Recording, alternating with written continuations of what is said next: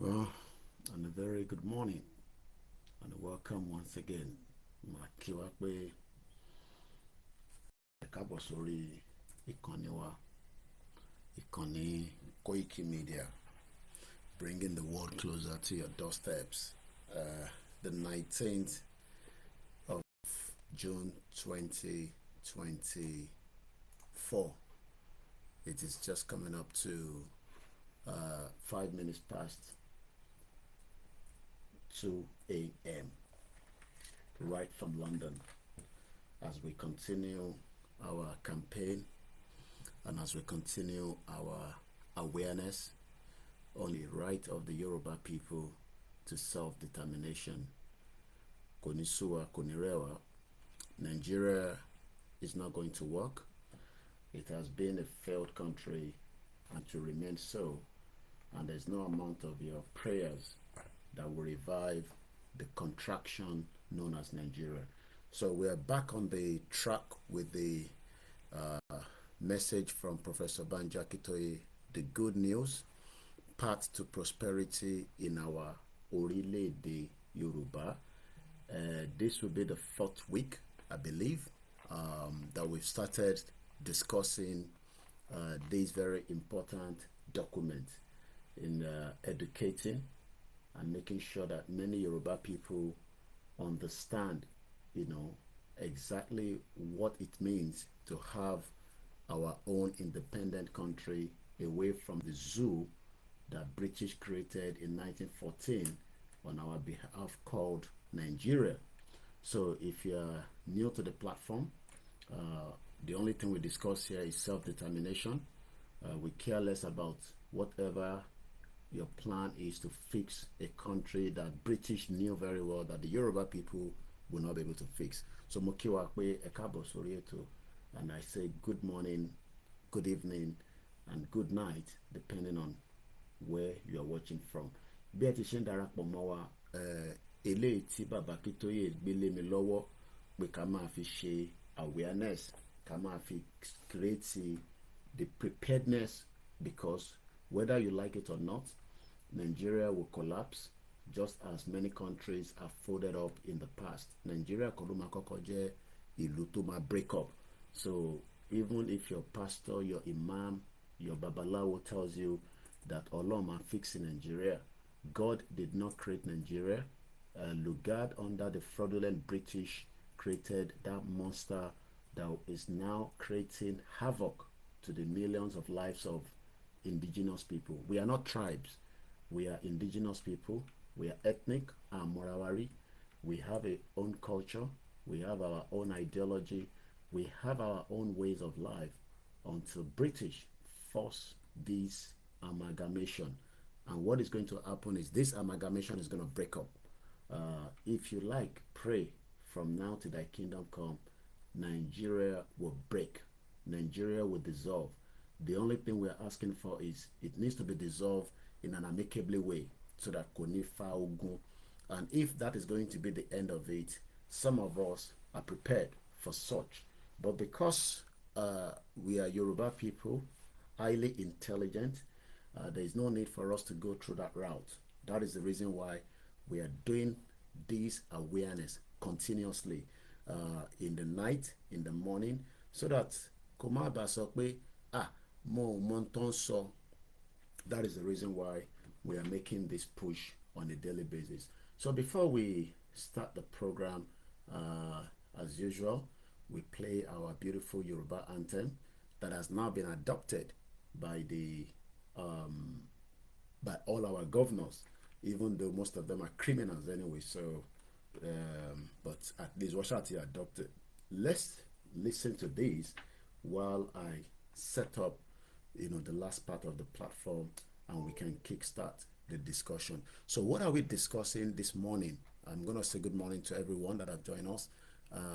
We are discussing our youth development program will transform our nation, not Nigeria, because Elomia, your youth development will transform Nigeria. There's nothing called Nigeria, okay?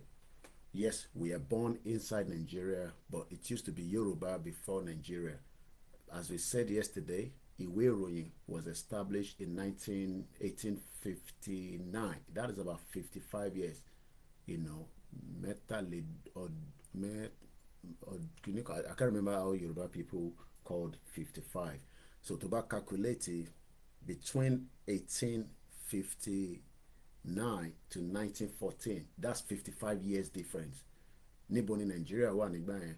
So don't die for Nigeria, okay? Many people have died for Nigeria that many people will never be remembered. Even MKO Abiola died. Agbotomo Ekonso nisin pé the MKO Abiola children are struggling to buy medication. Imagine the legend, the philanthropist, MKO Abiola, àwọn ọmọ ẹ̀ ń struggle láti fi ọwọ́ lọ sẹ́nu. Ẹ káàárọ̀ gbogbo ènìyàn, ẹ jẹ́ ká gbọ́ ilé mọ̀ ń bọ́ mọ̀ tí dé.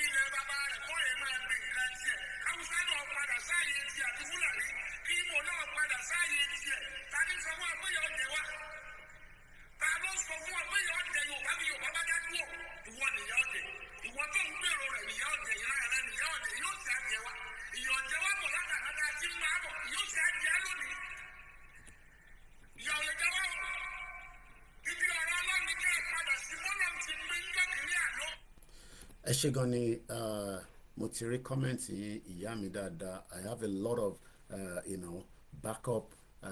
Márùnléláàádọ́ta 55 years. Tẹ́ bá wo program tí mo ṣe lọ́sàn. You have to catch up with what I do on this platform. I know it's a lot, but you have to catch up. That is the only way lè máa follow the analysis tá à ń ṣe lójoojúmọ́, because many Yoruba people mọ ibi tá tẹ̀ wà tẹ́lẹ̀. Yes, wọ́n bí ẹ sínú Nigeria, but kò sí Nigeria as at 1850. The ìwé ìròyìn was founded in around 1850 or thereabout. Yeah.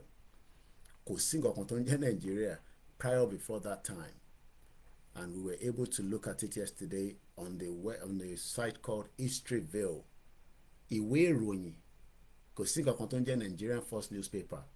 Is a crime. Olórí burúkú làwọn òyìnbó. Peter Pan mo kí ẹ, Ṣeun Lawal, bàbá mi Iyọlá Adédoyin, àǹtí mi Bukky, mo rí yín náà lórí Instagram, Tokyo 778.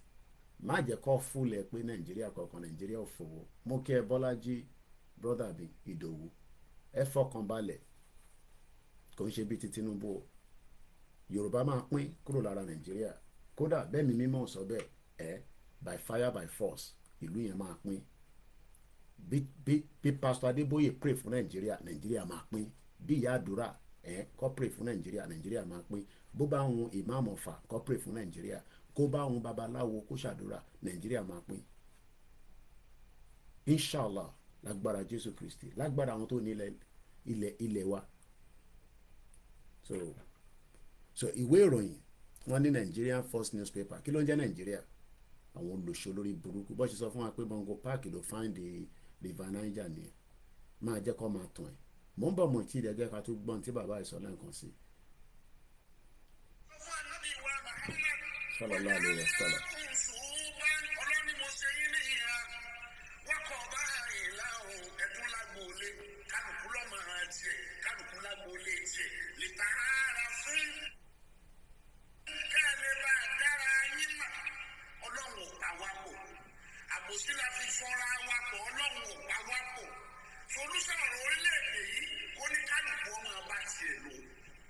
Kí Yorùbá dúró tiẹ̀ kó padà sórí ilẹ̀ bàbá rẹ̀ kó lè máa gbé nǹkan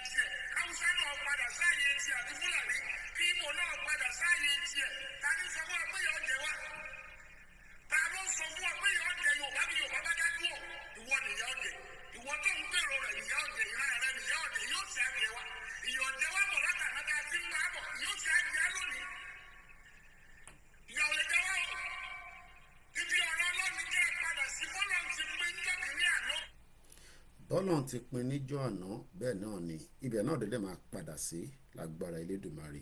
Mo kí Professor Adébánjí Akíntóyè, àwọn ni leader, kò ń ṣe fún gbogbo ìran Yorùbá o.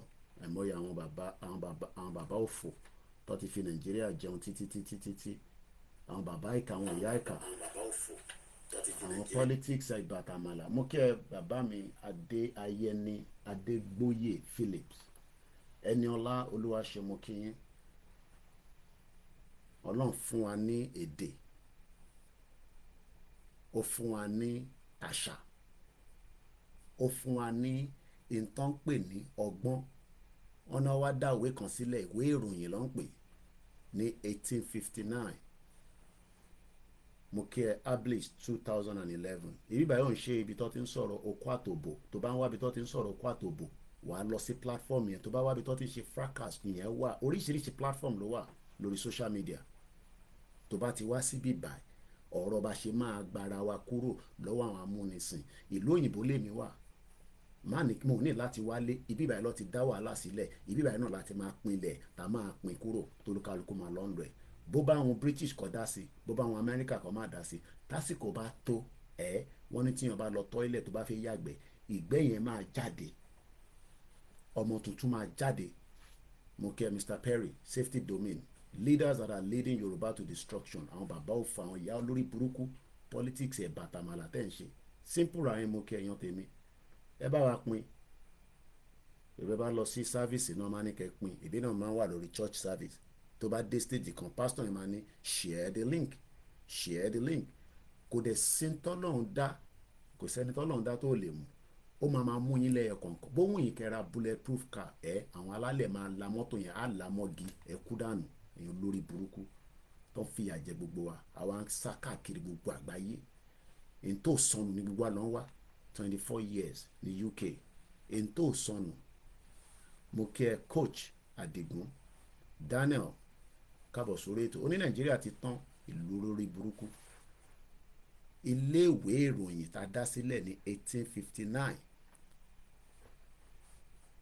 Tí àwọn tó dá sílẹ̀ níjọ́ náà lọ́wọ́ ọmọ tó ń ṣe. Bàbá mi sùn lódú, mo kí ń yàrá. He died for Nigeria in vain. Wàá kọ̀ kú dànù twẹ́. Ọlọ́ba àforíjì Rashidi Yekini. Afẹ́lẹ́ máa rántí pé bàbá kan wà tó ń pè ní Rashidi Yekini. Àìmọye bẹ́ẹ̀ bẹ́ẹ̀ lọ. Samuel Okparaji. Ìwọ náà máa dárúkọ. Àná MKO Abiola, ọmọ MKO Abiola ó ti jáde. Ó ní olórí burúkú ní Kọ́lá. A máa sọ̀rọ̀ olùfàǹṣà díẹ̀ lálẹ́ kó lè bá yé ẹ. Ó ń ṣe kíbọ̀rọ̀ kí pẹ̀lú ọmọ Babangida nígbà tí wọ́n bàbá ẹ̀ wà níbi tó ti bàbá ẹ̀ mọ̀. Olórí burúkú Kọ́lá Abiola. Ó ní kò tí ì lè manage affairs MKO Abiola. Ó náà fi ṣe president Nàìjíríà. Ọmọ òfò, ọmọ àdánù, ọmọ tó yẹ kó ti nígbà tó lóyún ẹ̀ tó yẹ kó ti flush ẹ̀ dànù. Ẹ̀wọ̀ àmọ́ MKO Abiola. Àbó ì tí gbọ́ interview yẹn, ṣé o ì tí gbọ́, ṣé n play fún ẹ kó lè bá gbọ́. O ì tí gbọ́ àbí o ò gbọ́ pé ọmọ Kọ́lá, ọmọ Abiola ti jáde. Ó ní olórí burúkú ní Kọ́lá Abiola o. Olórí burúkú gbà ní, ọmọ òfò. Ó ní kò ṣe tó yẹ kó ṣe. Ẹ ṣe gan ni ìyá mi Jọkẹ́ Bọ́dúnrin. Wọ́n ní 55 years mean 45. Níbo ni Nàìjíríà wà nígbà náà tó fi pa àwọn tọ̀nà ó 12 fún Nàìjíríà. I'm going to fix Nigeria. Ó rẹ́nu ṣọ̀tọ̀lọ̀. Wọ́n dẹ̀ ti ní kí n má bù yín mọ́. Fix Nigeria. Àná MKO Abiola, Kọ́lá Abiola olórí burúkú ọmọ àlè. Wọ́n ló ń ṣe kí bọ̀rọ̀ kì pẹ̀lú ọmọ Babangida nígbà tó ti bàbá ẹ̀ mọ́lé. Ọmọ òfò, ọmọ àdánù. Olórí burúkú awítán ó náà wà tá à ń ṣe Yorùbá nation ká gbẹnu dákẹ́. Orí bọ́ ṣe pa bàbá ẹ̀ dànù. Pẹ́! Babangida pa bàbá ẹ̀. Bí Babangida ṣe pa Délégiwá náà ló pa bàbá ẹ̀ dànù. Pẹ̀lú àwọn òyìnbó lórí burúkú, àwọn olòṣì tó fi jẹ́ kí Abiola débẹ̀. Wọ́n mọ̀ kí Abiola bá débẹ̀ á ṣèrè kankan ṣe. Tinubu ti débẹ̀ nísìn, ẹ̀rí bọ́ ṣe dẹ́kun ẹ̀ mú. Ẹnu ni gbogbo àjọ wà yẹn. Mo kí Abiola King. Jagaban wọ́n ti so ẹpọ̀n ẹ̀ mọ́lẹ̀. Ẹpọ̀n Tinubu ti so mọ́lẹ̀. Mo kí Adéwùnmí Adénípẹ̀kun, mo kí yín. Fix gẹ́gẹ́ fix Nàìjíríà tó tọ́jú bàbá ẹ̀ tí bàbá ẹ̀ fi dákẹ́ tó fi dákẹ́ láyé ní General Hospital. Wọ́n ti bàbá ẹ̀ káàkiri ni.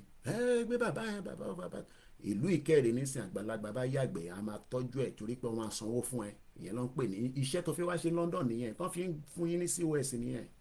irú èmi ní option kò ń ṣe dandan ni kí n ṣe irú iṣẹ́ yẹn, but ẹ̀yin tẹ́ ń gba COS iṣẹ́ wa tọ́jú àgbàlagbà, tágbàlagbà bá yàgbẹ́ wá wẹ̀ fún wa wà núra fún. mo pàdé ọmọ kan lórí bọ́ọ̀sì níjọ́ ní ẹ gbogbo ọ̀rọ̀ ló ń sọ lórí bọ́ọ̀sì kò mọ̀ ìta ń sọ lórí bọ́ọ̀sì, ó ti ń calculate hours tó ṣe 33 hours. èmi ò nídìí COS, ìgbà ilé mi gbé, ẹ̀yin tẹ́ ń bọ̀ lẹ́ nídìí COS, àwọn ò nídìí COS. bóhùn mi mo lè lọ ṣiṣẹ́ cleaning but wọ́n ti lock ẹ̀yin òyìnbó ní ẹ fi wá ṣiṣẹ́, wọ́n ti lock yín mọ́ one particular area. ó bá ka ìwé látòkè délẹ̀, iṣẹ́ kíá ló ń bọ̀ wá ṣe nílùú òyìnbó. ẹ gbọ́ nǹkan tó máa Abíọ́lá sọ lóde tó jáde. With those same people who said that they were going to kill Abiola. I don't understand how David Mark became the Senate president and we're saying we're the democracy. Or Abdul Salam can come and talk about, he's talking about peace and peaceful elections. What does he not understand about peaceful elections? People have died in this 30 years. We're talking Abiola children who could not buy medication. medicine. What is that medicine? MK Abiola. The Abiola family were not that much because people are thinking that we're 55 to Baba and my father was alive, he was paying for 103 children to go to school. But like I said, not all of them were. So after the blood test, we happened to be 55. Are you in a good relationship with Kola? Last time I saw him, he said, and I'll quote his words, do I want to do fire for fire? And I asked him, how he thought he could be president. You cannot manage Abiola Empire. How do you want to manage Nigeria? He could have been a voice, he could have been a strong voice of true democratic value. He could have. He chose not to. Apparently, at the time, my father was still in jail. He was having relations with the Colombian president. So you're still with ọmọ òfò wọ́n ti bàbá ẹ̀ mọ́lé, ó ń ṣe jigijigi pẹ̀lú ọmọ Babangida, ó ń lágbè bí àṣà Yorùbá wòye, ìgbín ló ń lá olórí burúkú ọmọ àlè ṣàmọ́lélẹ̀ ìyẹn ilé ẹ̀kọ́ ìyẹn Kọ́lá Abíọ́lá ẹran tí pọ̀ sọ̀rọ̀ sí àwa Yorùbá nation àti wá àṣírí tí wá tú nísìn ìgbín lọ́nà ńlá ọmọ ìyẹn ni wọ́n wá ń dúró wọ́n náà wọ́n MKO Abíọ́lá MKO ó mẹ́ntọ́ ń pè lẹ́ MKO tó o bá mọ̀ jẹ́ ìfojú MKO wọ́n náà wọ́n mọ òrówó ra oògùn ìyẹn ni wọ́n wá náà fi fix Nàìjíríà. That is how they destroy Yorùbá people. ṣèbí bọ́ ṣe destroy gbogbo tí bàbá Awólọ́wọ̀ ṣe náà nìyẹn.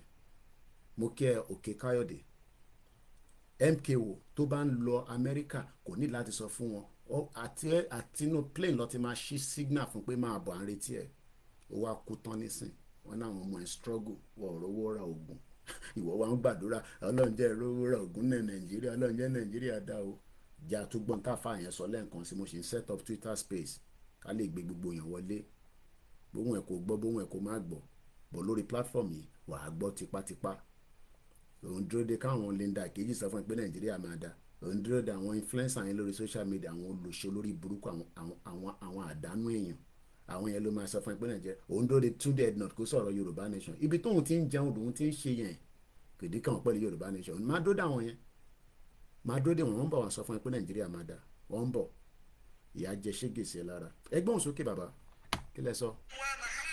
Sallallahu alaihi wasallam.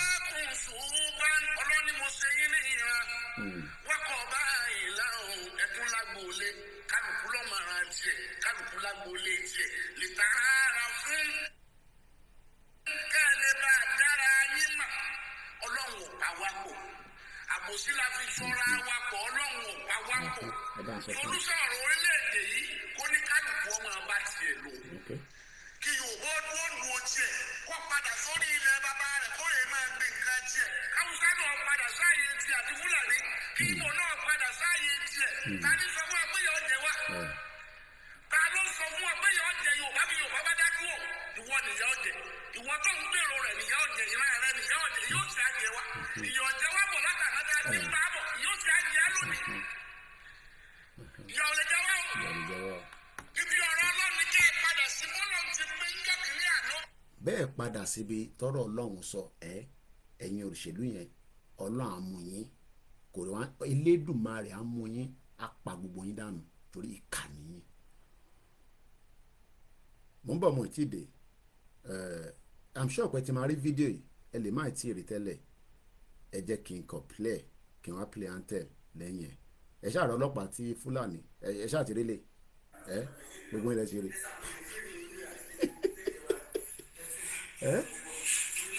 Fúlàní ni o, wọ́n ti gbàbọ́n lọ, wọ́n ti gbàbọ́n lọ, wọ́n ti gbàbọ́n lọ lọ́nà ṣòro ni o. Àwọn ti gbàbọ́n lọ ní àwọn tó kù ńkọ́, àwọn tó kù ti yá dàbí nígbà tí Fúlàní ìyá mi Jọkẹ́ ní Kọ́lá Abíọ́lá ọmọ òfò ọmọ àdánù sọmọ nìyẹn, ìgbín ló ńlá wọ́n ti bàbá ẹ̀ mọ́lé. Àwọn Yorùbá wọ́n dẹ̀ ti mọ̀ pé àwa Yorùbá bá ti fún ẹ lówó àwa dẹ̀ ti gbọ́bìnrin ilé lọ́wọ́. Ifá dìde sọ fèmí ni, Ifá ó dìde ó wọ̀n ní mi, àwọn wòlíì pè mí, àáfàá pè mí pé obìnrin ni kò sá fún nínú ìrìn àjò yìí tó wàá mú ẹ mọ́lẹ̀. tó bá ti ń wá tó ti ń bẹ sọ̀rọ̀ kìíní kan tó ń sọ̀rọ̀ Yorùbá nation tètè jádànù, nǹkan mi ló ń wá. tó bá ti di pé ẹ ti ń sọ̀rọ̀ tó ti ń mọ́rọ̀ lọ síbòmí tó ń ṣe ọ̀rọ̀ Yorùbá disconnected ṣe pé àǹtí máa ń pè yín padà, torí bó ṣe máa ràn wọ́n wá nìyẹn. ìbẹ́ obìnrin lọ́ fi mú Solomon, ó tètè sọ fún mi, wọ́n wọ̀n ní mi ní 3 years ago. religion mẹ́tẹ̀ẹ̀ta lọ pè mí pé lórí ìrìn àjò yìí o obìnrin ni kò sá fún. òǹgbà tó ti láwọn ìyàwó tó da tó ń tọ́jú ẹ̀, má tún jẹ́ kọ́mọ kan wá bẹ́ẹ̀ sọ̀rọ̀ ẹ̀ máa di pé máa olórí burúkú ọmọ Abíọ́lá ọmọ òfò. mo kí bàbá mi Ahmed Jamil Adékúnlé, mo máa ń gbádùn kọ́mẹ́ǹtì yín, kọ́ba Elédùmarè bá ń dúró tì yín. àwọn bàbá tó ní ọpọlọ, àwọn tó ń wo future lọ́la, ìwọ ẹlẹ́nu iṣẹ́ ọpọlọ wà fix Nàìjíríà.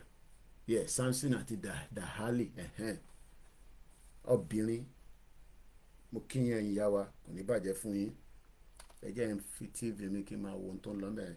mo láìkì ohun bàbá yìí, láìkì ohun yẹn ni ẹ jẹ́ agbóhùn yẹn lẹ́ẹ̀kan sí ká wá play àǹtẹ̀ má bínú. Sallallahu alaihi wasallam.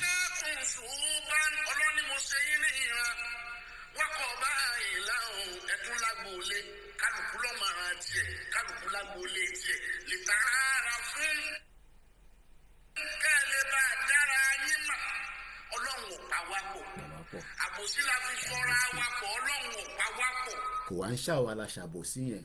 bẹ́ẹ̀ ni Kọ́lá Abíọ́lá is eating ìgbé tó nírun, ló bá ti lábáyà tó já olùlọ́sí ọmọ òfò.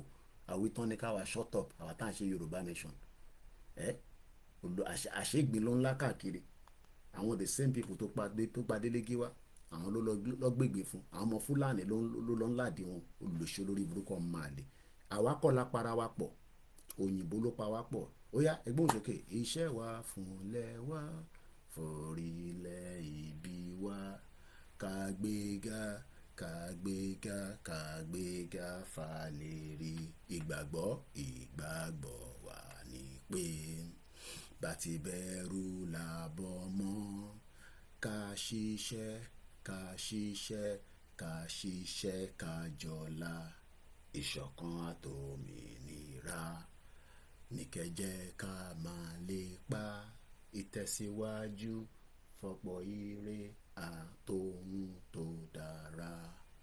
ọmọ Oòduà dìde bọ́ sípò ẹ̀tọ́ rẹ, ìwọ ní ìmọ́lẹ̀ ògo adúláwọ̀. bàbá mi Adéwùnmí Adénípẹ̀kun, wọ́n ní useless son.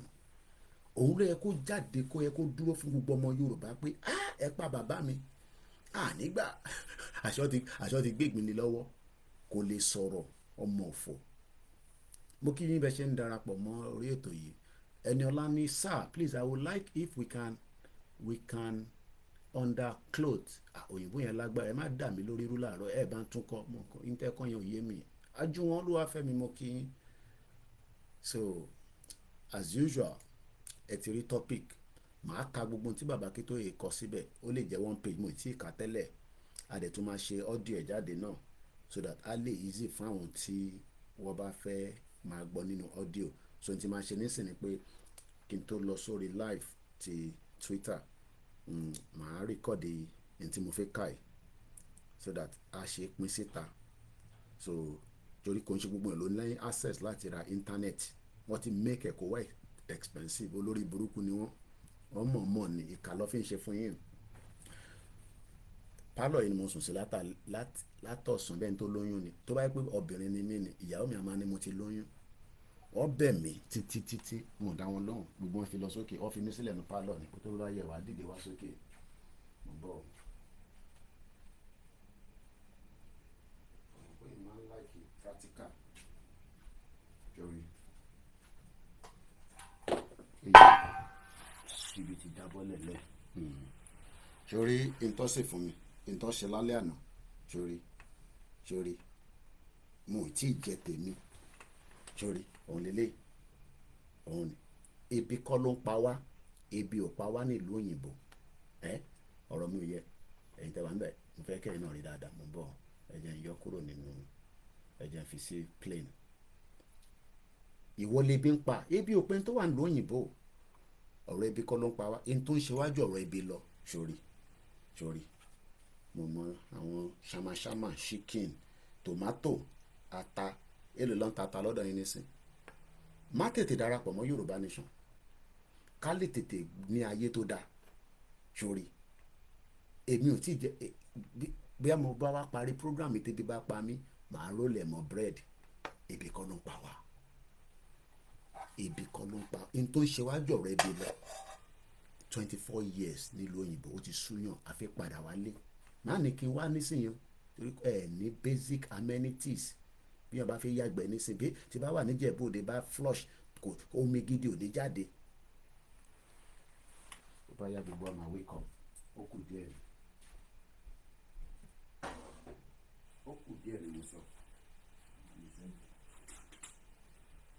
àwọn náà ètò lọ a rí pé tí bá ti sùn tí bá ti jí bẹ́ẹ̀ egungun mi máa ń le ni àwọn beats mi ni energy mi ni lórí bó ṣe ń wò mí sọ pé náà mi lẹ́gbàá ṣé èmi ni Yàyà Bello tó jí owó ṣé èmi ni Yàyà Bello àbí èmi ni Dino ẹni gbogbo àwọn sínétọ̀ yìí tí mo kó jáde bí ọmọ ọjọ́ mẹ́jọ bí ṣe máa kó wọn jáde nìyẹn gbogbo àwọn sínétọ̀ yìí máa dárúkọ wọn lójú Ọlọ́run jẹ́ kí n tún rántí lálẹ́ ìka tó parí program gbogbo wọn ni máa dárúkọ mo kí Akeem Salami bàbá mi Káyọ̀dé ni teacher we are waiting for the lecture ẹ jẹ́ ká sáré wọnú ètò so mo máa record ẹ̀ náà so ẹ jẹ́ kọ́kọ́ lọ mú. So interfaith discourse our youth development program will transform our nation kò ń ṣe Nàìjíríà o so page 29 then àwa máa ṣe oríṣiríṣi analysis lé lórí so mo ti kọ́kọ́ bẹ̀rẹ̀ pẹ̀lú oríṣiríṣi àsíá ìyẹn ló máa ń jẹ́ kí ètò dùn wọ́n ní all work and no play make Jack a dull boy so ẹ jẹ́ ká lọ wá interfaith discourse lé lórí page 29 ló wà. ọmọ Oòduà dìde àti ṣẹlẹ̀ ní last week we will revive our and strengthen our education yẹn la ṣe ní last week our youth development program will transform our nation so mo fẹ́ record ẹ̀ náà so tí bá ti ń kà síta àwa mùsùlùmí á ní bisimilahi àwọn kìrìsìtẹ́nì á ní in Jesus name àwọn oníṣẹ̀ṣe á ní àbọ̀rú àbọ̀yè ó yá. Our youth development program will transform our nation. In the opinion of the most Yoruba people, the most damaging impact of Nigeria on our Yoruba nation is Nigeria's impact on Yoruba children and youth. In Yoruba culture, children and youth are highly valued as the most important asset of every family and of society, and as the pillar of future strength and prosperity. Consequently, Yoruba people devote more attention and resources to proper development of the children than most other peoples do. In modern times, when Western education has become the surest means of rising in society, Yoruba parents have commonly put enormous resources on school education for their children, often selling homes and other valuable assets for school fees and college fees, even to the totally illiterate Yoruba parents. Helping the children through the school is the most important life pursuit in our time. Nigeria has seriously hurt this highly cherished Yoruba agenda of child and youth development in two painful ways. First, under the leadership of a people, the Fulani, who despairs and fear Western education. The quality of education has been made to fall steadily at all levels, in all parts of Nigeria, including Yoruba land, to the great sadness of Yoruba people. Increasing numbers of Yoruba families are responding by avoiding the public schools, where education has seriously deteriorated, and finding the money to send their children to private schools, which are usually more expensive, but where education is better. Secondly, because of the federal government destruction of the development, energy, and momentum of the Yoruba Western region in 1962 to 1965, and because of the relentless decline of the whole Nigerian economy since then, unemployment has become a major character of Nigerian society. Nigeria's unemployment rate is one of the highest in the world today. And Yoruba society is terribly devastated by this massive unemployment. In the far north of Nigeria, where there is almost no attention to education, Nigeria's anti-education posture has created an enormous class of poor youths, consisting of millions of youth who have acquired no schooling and no skills, the class known as the Alimajiri, who are the poorest group of people in the world and who spend their whole lives as beggars in the street. In the Yoruba southwest of Nigeria, where all children go to school, the high rate of unemployment has hit the masses of educated Yoruba youth abominably. Hundreds of thousands of educated youth, many of them with different levels of university degrees, have for decades been milling around in Yoruba town and cities, their numbers increasing year by year. Annually, huge numbers of these educated youths find ways to obtain visas to flee to other countries. Many find ways to flee abroad as illegal immigrants. Many even try to reach Europe via the Sahara Desert and over the Mediterranean Sea. There are constant reports that many of these are dying in the desert and perishing in the Mediterranean Sea, or that some are being enslaved in the countries of the North Africa. In spite of such reports, more and more Yoruba youth are still regularly heading to the desert and the Mediterranean. Consequently, Yoruba migrants are found today in probably all countries of the world. For the very many ones who somehow cannot flee abroad, their lot at home is serious poverty and deprivation, frequent economic dependence on their poor parents, occasionally begging, occasionally life as poor regarded attendants of politicians, inability to marry and start raising families of their own, membership of criminal courts or internet crime gangs, hopelessness and shame. In these many ways, the youth of our Yoruba nation have been robbed of personal dignity and national moral orientation. The Yoruba nation is being dangerously bleed and degraded, and the future of the Yoruba nation is being very seriously in peril. In our new country, as we start seriously improving our educational system, we shall embark also very seriously on establishing a national youth program for the empowerment and the elevation of our youth. We shall learn from the example of the country of Singapore in the South Asian. Up to 1965, Singapore was one of the member states of the Federation of Malaysia. Singapore was a terribly poor island. It had no resources, no land for agriculture, no forest resources, no mineral resources, and it even had to pipe its domestic water supply from other provinces on the mainland. In addition, Singapore's youth, most of them little educated, were a serious problem because they were unemployed. Many of them were involved in crimes, and large crowds of them were frequently rioting in the street. Finally, in 1965, the government of the Federation of Malaysia decided that the Federation could not continue to face the problem of Singapore, and therefore granted Singapore the freedom to separate from the Federation and become a sovereign country. In short, Singapore was expelled from the Federation.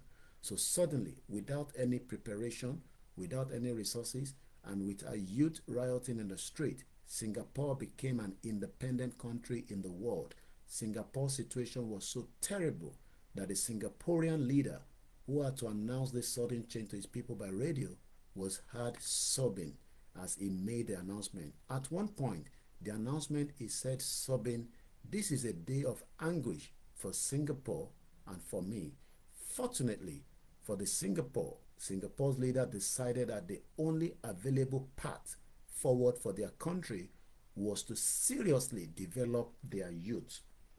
Therefore, Singapore decided to invest all energy on a great youth development program, which, number one, provided skills training for all the youth in all occupations, from simple occupations like hairdressing, nursing, cooking, restaurant services, etc., to higher occupations like masonry, carpentry, roofing, plumbing, entertainment, etc., to still higher technological occupations like motor vehicle repairs, electrical installation, plumbing, metal fabrication, etc., to still higher educations like import and export management, building construction management, business promotion, etc., to the highest technological occupations like computer assembly and repairs, printing, publishing, product design, manufacturing, accountancy, etc.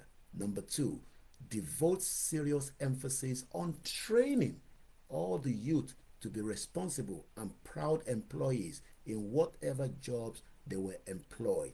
Number three, provided entrepreneurial education and training for youth who, after acquiring skills, desire to start and manage businesses of their own.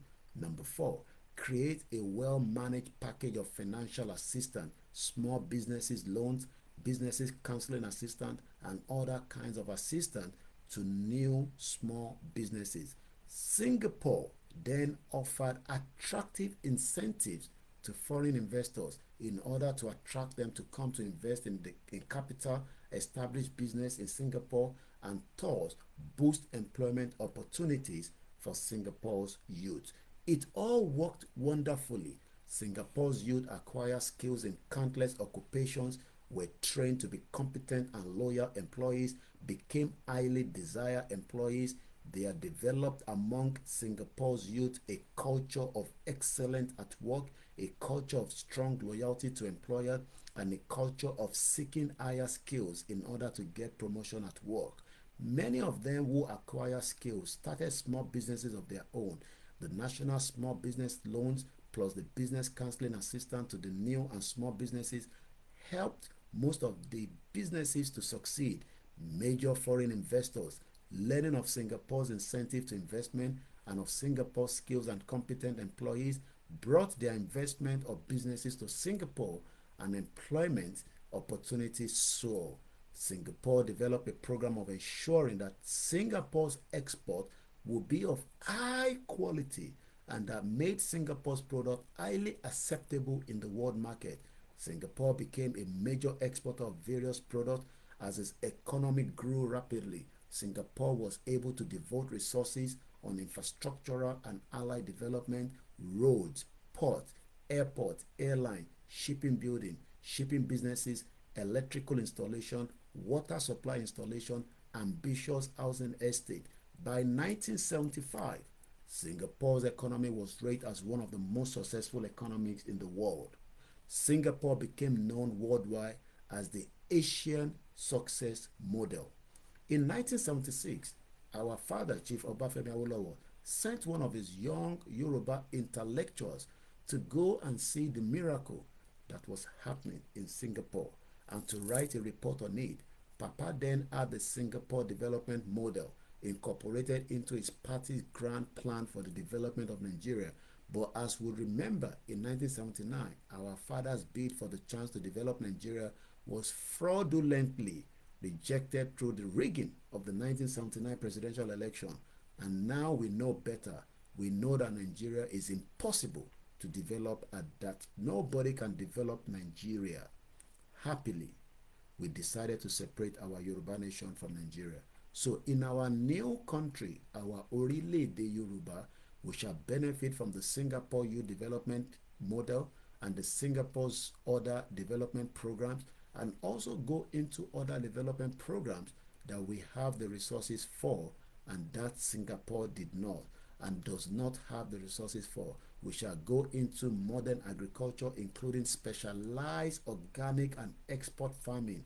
We shall borrow agricultural method from the Israel kibbutz system and create a youth farm communities which we shall call Ileto, each of which will be able to protect and defend itself competently. We shall go seriously into agricultural product processing, marketing and export, into design and manufacture of agricultural tools and machinery, modern livestock, ranching and meat export, dairy farming, dairy product export, mining and minerals refining and export, wood product processing and export, various traditional specialty industry like tie and dye and other traditional fabric product, bronze casting, various wood and rant product, etc. for exporting. We shall offer attractive incentives to investors and businesses in order to encourage investment and businesses ventures by our own people and to attract investment and businesses from the outside world. We shall offer attractive incentives to our youths in the diaspora, including particularly those who have resided abroad in high-tech jobs or in high-tech experience or connections, to return home and use their knowledge, job expertise, and their connections to create for our country a strong share in the world's high-tech industries and high-tech supply chains, including but not limited to semiconductor, electric vehicles, solar energy technology, drone technology, etc. These are fields in which our country can quickly catch up with the world's leaders, fields that will help our country to grow rapidly, to avoid the middle income trap, and to quickly transform into high income economy. Altogether, we can and we shall develop our country much faster than the people of Singapore developed theirs, because our country is much larger in territory and population and much more endowed with varied natural resources and with educated human resources. What Singapore achieved in about 8 to 10 years, our orílẹ̀-èdè Yorùbá can achieve it 4 to 6 years. We shall quickly create a surging national economy that will attract Yoruba youth back home from all corners of the world to come and contribute to and share in the rapid growing prosperity, greatness of their own country. This is coming from Professor Adebanji Akintoye. The good news, path to prosperity in our orílẹ̀-èdè Yorùbá. Èwo lo gbọ́ nínú ẹ̀ kí n ṣàlàyé. Mo kí bàbá mi Tíò Adéṣínà. Thank you so much. Ìyá mi Fatima, salamu alaikum. Lux Rao Vlogs, thank you.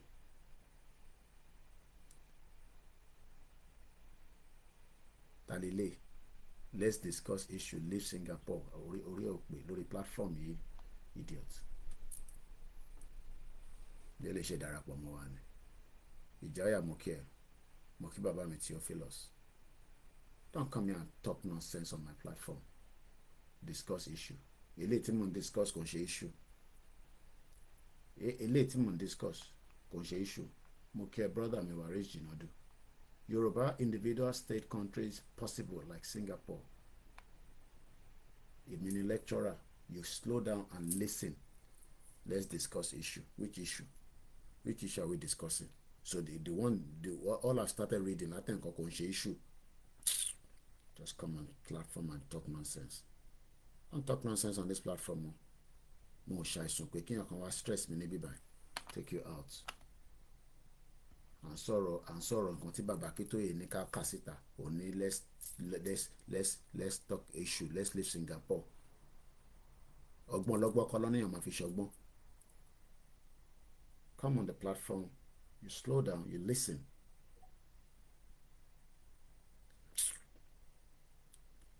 Bàbá tí wọ́n yín dé náà lẹ́ mọ́mọ́. Ìyàn kan ṣèpè mí láti Brazil. Inú wọn dùn bíi kinní ni pé gbà olólóyè lè wá sí Brazil. à ń sọ̀rọ̀ nǹkan tó important, à ń sọ̀rọ̀ let's leave Singapore. Ṣé Nàìjíríà ni kí n máa fi wé ni?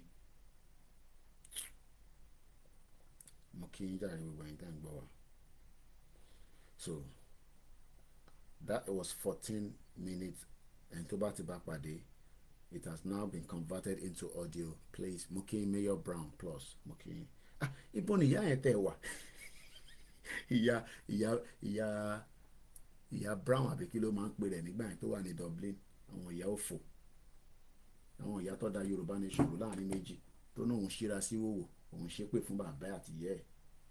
Ayọ̀ Brown, níbo la Ayọ̀ Brown wà?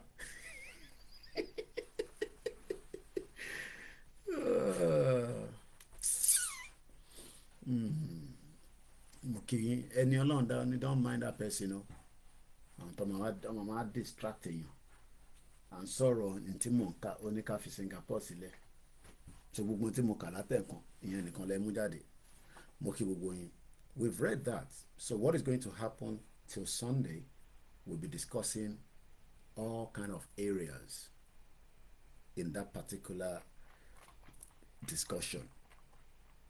So what we tend to do is, since what came out of that particular discussion, because I actually went up back, so I want to bring it back again close to me. Muki Oboyo, good morning. Mr. Abiodun Wasi, good morning. I am just doing my own job, just like Bento Philosophy Bishenoni. So, the more worry with Koiki, Otisum, the balo shishe night, Ogbodo Sanwo for me. So, doing this for the Yoruba people is a great joy for me. I've served the British for 24 years. I've been living here since 1998. Omapo 25 years. Emi mo monti for me fa working here night, daytime, whatever. So, but for now, we are serving our people and we are pleased and happy about it. Yeah. So, the topic is our youth development program. Don't expect any outcome from Nigeria to develop any youth program. The other day I saw Dayo Israel. And they're thinking and discussing the future of the youths in Nigeria. All this criminal, youth politician, Dayo Israel. Very intelligent guy. But not if the president, not if the governor, not if the senator. Jamsoke politics. So, most importantly, looking at this, what Babakito wrote in this particular slide, because slide, we're dealing with it every week. You realize that a lot of things came out of it. Lákọ̀ọ́kọ́, Babakito jẹ́ kó yé wa pé kò sí ìdílé kan tí kò fi rán ọmọ ẹ̀ lọ sí school in Yoruba land. Even the poorest among us, actually fẹ́ kọ́ ọmọ ẹ̀ tẹ̀ lọ kà títí dé primary school, because wọ́n mọ̀ pé that is the step, that is the beginning of a journey. Kí lẹ wá rò pé ó ṣẹlẹ̀? What went wrong? Mo kí Yami Taiwo Kíkẹ́ ẹ̀ka Roma. Mr. Samson O. Adebisi on a Dublin, Shatabando, Ayọ̀ Brown, ó ti sá lọ, bẹ́ẹ̀ ni Ayọ̀ Mekun Dámíjù, ìyá òfò yẹn, Ayọ̀ Brown, ìyá jagbajagba, ó ní òṣìṣẹ́ àṣìwò òun ṣépè fún bàbá Akíntóyè. Herdsmen are still operating on the ground. No, they're not even operating on the ground, they're operating openly. Mo kí bàbá mi Simon Adebisi, the herdsmen, don't pè ní Fúlàní, they're operating on a daily basis. Ẹni tó kàn ló mọ̀, kọ́lọ́n kó ṣàánú wa, kọ́lọ́n má yẹ kó jí wa gbé. Brother mi Adéwùnmí, and I'm reading most of your comments tonight, so it's a bit relaxed program, so kò ń ṣe tí máa face ẹ̀yẹ́ra mi nìkan tí mo ní ká comment. So if you put your comment out, bàbá mi Edun Yusuf Abiodun, so I'll pick your comment and I'll read it out. I'm being honest now. Only Adéwùnmí Adénípa, Yoruba nation is our paradise, the promised land that we are waiting for. Mr. Fatai Motajo Mokeisa, only more wisdom, Mr. Koiki. Allah only wisdom. Moke brother mi Ayọ̀ Mekun Dámíjù, baby in Kombe. It's good to see you. Bank African Confidential. Moke boy tawa ní ìlú America. Moke tawa ní African country. Moke àwọn tó wà ní Asian country. Arab countries. We have a lot of Yoruba people that are walking around the world in different places. Títí dé Russia, you know, one in Afghanistan the other day, and we're spread all over the place, and we are well prepared for whatever situation tababarawa, especially when you leave Nigeria. Many people have traveled and they've developed, school, but they've developed their skills. Ẹni tó ń ṣerun a máa lọ sórí YouTube, a tún máa lọ wo bó ṣe ń ṣe mí tó yẹ pé a wà ní ti ìgbàlódé, kò dúró pé torí pé ti Yorùbá lòun mọ̀ ṣe a tún lọ kọ́ míì. Ẹni tó mọ bó ṣe ń jó nǹkan a tún máa lọ kọ́ díẹ̀ sí. So n tí bàbá Akintoye ń try láti ṣàlàyé ni pé these are things that Nigeria was never ready to, because the election of 1979 was rigged. Wọ́n jẹ́ kí bàbá Awólọ́wọ̀ wọlé is another different discussion. But right now, Baba Akintoye ní, in the opinion of most Yoruba people, thank you so much, Mayor Brown. Says, I am a war veteran and I take interest in this program. It's good to have you on the platform. Thank you. In the opinion of the most Yoruba people, the most damaging impact of Nigeria on our Yoruba nation is Nigeria's impact on the Yoruba children and the youth. You will notice that today, Erikwe, almost all the Yoruba land, we have people that are called all kind of names. Each state have them. They are like the weapon for the politicians, and when they've used them, they dump them, and if they become very difficult, they will kill them.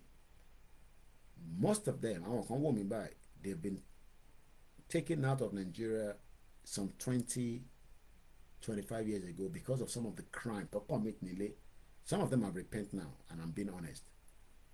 I don't totally understand the.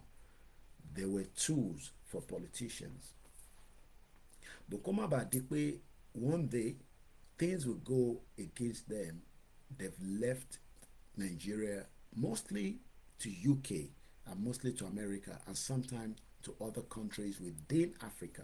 Safety domain Yoruba nation is our fresh natural habitat.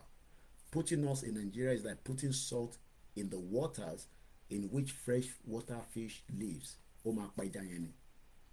So we want to come out of Nigeria so that we can start afresh. Our commanding Koiki, how can you start afresh? The first thing is you have what they call a youth development program.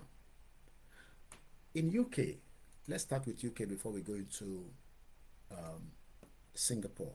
So I'm going to put youth development program and I'll put UK and I'll see what comes up out of it. Youth development, not league, program. Let's see what kind of program the UK man offer. And I'm just typed on youth on Google, youth development program UK. That is what I typed. Let's see what has come back out. actionforyouth.org, youth transformation program, support for young people. And I'm going to open that up and I'm going to read what it says. And because this is a platform that wants to reference to whatever we are discussing. So I'm also sharing the link. And I think Facebook allowed me to do some sharing right now on the Facebook. So let's see. Or I put on the post notes on the Facebook. Let's hope. Well, Facebook man sometimes hit back. I think it's going through. I think so. Let's see. So let's move swiftly. At almost 3 a.m. in London, that will be 1, 2, 3, 4, 5. Ayomekun should be 10 o'clock like in America be. Some are 5 hours, some are 8 hours, but at least the average America is about 5 hours behind UK. So we're in 1, 2, 3, 4, 5. So about 10 o'clock local time in America. And I'll be posting these as well on my timeline, Lori Facebook, so that you can also see what I'm talking about in case the Facebook or I can post the story timeline. Once again, a very good morning. A crawl into Canada, America, 30 Dari Losi Bishe. Some are just making their way to work right now. Once again, a very, very good morning. 7 p.m. in California. So that means 1, 2, 3, 4, 5, 6, 7. So you want me 7 o'clock, 7 hours behind. Abi, yeah. 1, 2, 3, 4, 5, 6, 7, 8 o'clock in California. Yeah, I believe somewhere around there. Yeah. 7 p.m. in California. All right, so let's move swiftly. Eshegoni, my brother. Monkey Bugwani, truck drivers. 9 p.m. in Texas. So you want 1, 2, 3, 4, 5, 6, 6 hours behind. America is a very beautiful place. Their timing is also different. Texas, California, massive. 52 states, Colorado, America. You wonder why some Americans never traveled out because it cover Google country one, I be Google state one. America, they buy your good morning. Now, we're talking about the Youth Development Program, and I've just opened one that says an Action for Youth Initiative is a program designed to support vulnerable young people. Ele àwọn vulnerable 50 states, Eshegoni. So America has 50 states, and you can imagine some America have not even visited up to 10. While some have covered it, I'm sure a Yoruba man or in Nigeria would have covered more. Maybe to move from one place to the other, to move from one place. And to jam America gone over Nibito BC for the last 30, 40 years. The breakout program is hard-hitting 12-week anti-knife and gang program designed to bring positive change to the lives of the young people at risk of being sucked into crime and of losing purpose in their lives. So what we wonder Koiki, okay, Chicago is 9 p.m. as well. Eshegoni, okay, into Chicago now. Easy, okay, brother, Miami Longwa. So you can see how we have, Yoruba people in different parts of America. We've seen Chicago, California, Texas, Miami, and many more like that. Then I enter one in UK, Mokinyi as well. One thing we need to understand, Yoruba nation is our heavenly Jerusalem, which we earnestly behold to see, and we cannot wait. Shout out to many of you that are quiet. Ayomekunu want to cover 30 states out of the 50. Sometimes some people's job allow them to travel around swiftly and quickly, while some is just for one reason or the other. So brother Ayomekunu says he has done 30 states already. Thank you so much. What we are discussing is part of what Babakitoye asked us to do on this platform. This is the 4th week, and we are discussing our youth development program. I always like to let you know that Konshi Nigeria and crime war. And many people that lives in UK knows what I'm talking about. So I'm going to give you some of the latest atrocities in the UK. Sometimes Nigbolodo BBC, because they try to avoid letting you know that there's crime in this country. Shout out to those of you that have joined us, on the Twitter space, and those of that are watching us on Twitter. So we apart from the mixer that I did not turn on, at least we have one person listening to us on the Twitter space, where we have 8 people so far on the Twitter, and later on I do post all these videos back again. So let's go to, I'd normally go on a website, on a X, which is formerly Twitter. Easy Sokwe Igbowosha, good evening to you, my hero. And it's all our own hero as well. Igbowo stopped the invasion of the Fulani terrorists to some extent. Let me give you the background to some of the crimes in the UK in the last couple of days. But yet, we've just heard about the breakout program, an action for the youth initiative. It is developed to have maximum impact. The breakout program is tailored to individual needs and uses a package of mentoring, classroom sections, outdoor education We work with schools to identify participants, typically those displaying various early indicators of crime.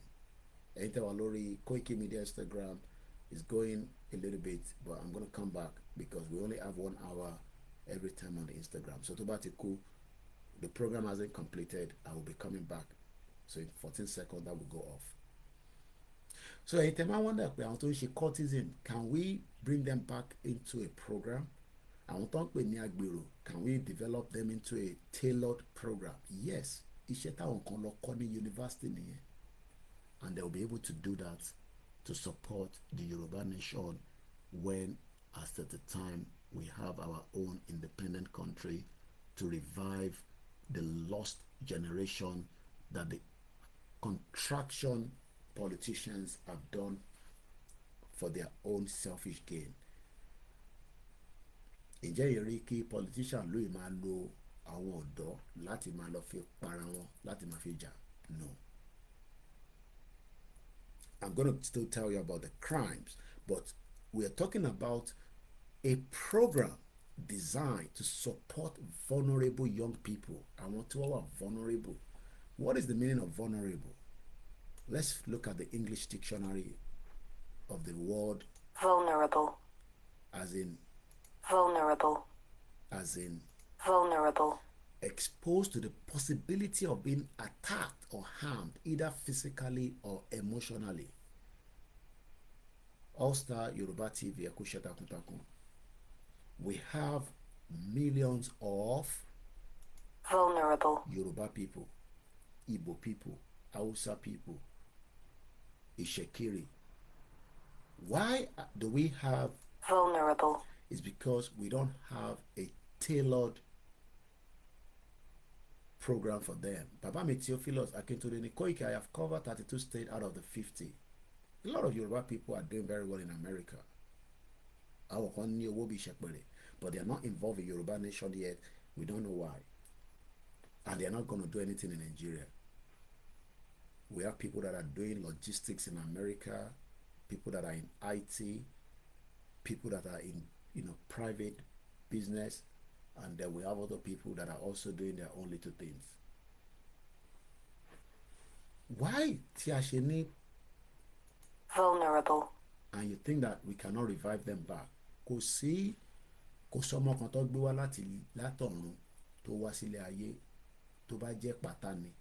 You just need to give them, nurture them. Èmi ò lè jẹ́ pé kò rí love.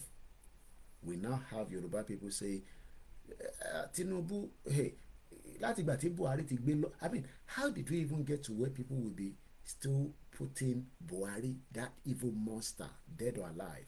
I asked a question on my ex. Is Buhari still alive? Because Kowagba treatment money London. Double body. The reason why we have vulnerable, and the meaning is people that are exposed to possibility of being attacked. And we have many of them. They are people that are vulnerable. That is what the politicians have done. But kakaki politician wa lo a tailored program to support them. We saw, I'm not making this up, okay? When the Olori Buruku former governor took with to the senator, not Bengadana, the other one, Ibukunle Amosun, Olóṣì Olórí Burúkú pẹ̀lú fìlà gogoro tó ń dé káàkiri. Ṣé rántí pé ó lọ dá ìbọn padà fún òfin kóbọn yẹn fún Dàpọ̀, because wọ́n àti Dàpọ̀ Abíọ́dún will agree going to the election, because I covered the election in Ogun State in 2019. Ọ̀tọ̀ lẹni tó ń support, ọ̀tọ̀ lẹni tí party endorse. So later on we heard that ó lọ kó àwọn ìbọn tó rà ó kó padà lọ fún Inspector General of Police. Ìtò yẹ kó kó fún state government, the new governor tó ń bọ̀. I mean, because as a governor, when you're going, you will hand over to the new person tó ń bọ̀. But nítorí pé òun àti Dàpọ̀ Abíọ́dún wọ ọ̀rẹ́ going into that election, gbogbo ìbọn tó rà tó kó fáwọn ọmọ, ṣẹ́rí gbogbo cultism tó ń ṣẹlẹ̀ ní ilẹ̀ Yorùbá lẹ́nìí, gbogbo àwọn politicians yẹn wọ́n mọ̀ nípa ẹ̀. They are using them for firepower. All Stars sọ pé those rich Yoruba got confused when Ìyá Mushin turned the movement to child play. Bẹ́ẹ̀ni, because wọ́n kọ̀ wọ́n pé kí ni gbogbo yín ṣe kẹ́. But we hope that most of them will eventually come back. Ìrìn àjò ni ìyẹn ló ṣe ń pè ní movement. But à ń sọ̀rọ̀ nípa a particular topic tí Bàbá Akíntóyè sọ lára 94-page document. Eléyìí is, I can say that so far ní gbogbo ìta tí ń bá bọ̀, eléyìí wà very very unique and important. Àlá àwọn tó ṣe pátá nílùú yìí ọ̀pọ̀. Àwọn kan prison ló máa ní kó lọ depending on their crime. Àwọn kan wọ́n ní jẹ́ kó lọ sí prison. Wọ́n máa ṣe ìtàn pè ní a tailored program. So before we go into the crime ní UK, America náà ní crime tiẹ̀ tó pọ̀. Àwọn tẹ̀ máa ń fìbọn ṣeré ní bẹ́ẹ̀ tó ń ra chewing gum lọ́rùn ìbọn l'America. TV for Naija, welcome to the program. Ẹ bá gbọ́wọ́lé share button. Kò pọ̀jù tẹ́ bá pín sí inú àwọn platforms yìí. Ẹ̀yin ẹ pín síbẹ̀ kẹjẹ́ kọ́ máa wonder pé ta ló ń pè ní Koiki. Ẹgbẹ́ jágbàjàgbà kúrò ní platform. Ẹ̀yin kọ́ lọ jù sínú platform yìí.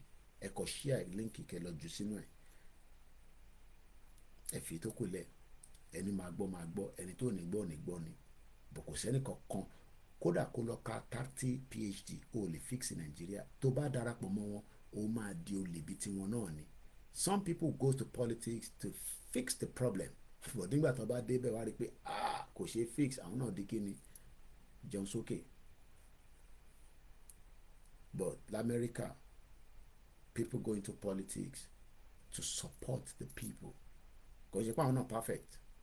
When I saw the America representative all lọ sí India, all lọ bá kí ló ń pè máa yẹn Dalima àbí kí ló ń pè that's àwọn náà fẹ́ àwọn Tibet. Àwọn náà ti ń jà fún independence, and their leader, àwọn American Pelosi wà ní wọ́n pè ní Dalai Lama, His Holiness the 14th Dalai Lama Tenzin Gyatso described himself as a simple Buddhist monk. He is the spiritual leader of Tibet. He was born on the 6th of July 1935 to a farming family in a small hamlet located. China now won a money independent. He's been fighting for it for a very long time. He has a government in exile. Anytime I say Biafra government in exile. I want any government in exile. The India looting operate. Bishop Bain sort about a representative from America. Most of it could be by an international platform. In ten you mama mashallah for me. They are currently in India as I speak to you, even up to their speaker, Pelosi. Pelosi won India by the Democrat and the Republican. Kódà, they are still asking China, China communist in Onowunigba. But that is a discussion for another day. But let's quickly give you, like I said earlier, some of the crimes in the UK within the last couple of days. You'll be shocked. Let's start with 3 hours ago. An air ambulance has landed in South Norwood this evening in Yalaliano, Tuesday, June 18, with a report of stabbing in the Croydon neighborhood. Kò wá mí pé torí pé wọ́n stab ara wọn, right? There is still air ambulance láti wá save ẹ̀mí. Is that the same thing in Nigeria? Where there is crime, is there support for the air ambulance or the normal road ambulance or the motorbike ambulance to save lives? Ẹ máa farabalẹ̀ kẹ́ máa gbọ́ bí tí mo sọ. This is UK. Nírọ̀lẹ́ àná, stabbing kan ṣẹlẹ̀ ní Croydon. Air ambulance wá park sínú inú park. While the ambulances tó ti wà ní on the road, àwọn tí ń treat ẹ̀, but to get the patient quickly to the hospital láti lè make sure pé kó má bàa kú, the air ambulance is sent out. That is what a Yoruba government looks forward to.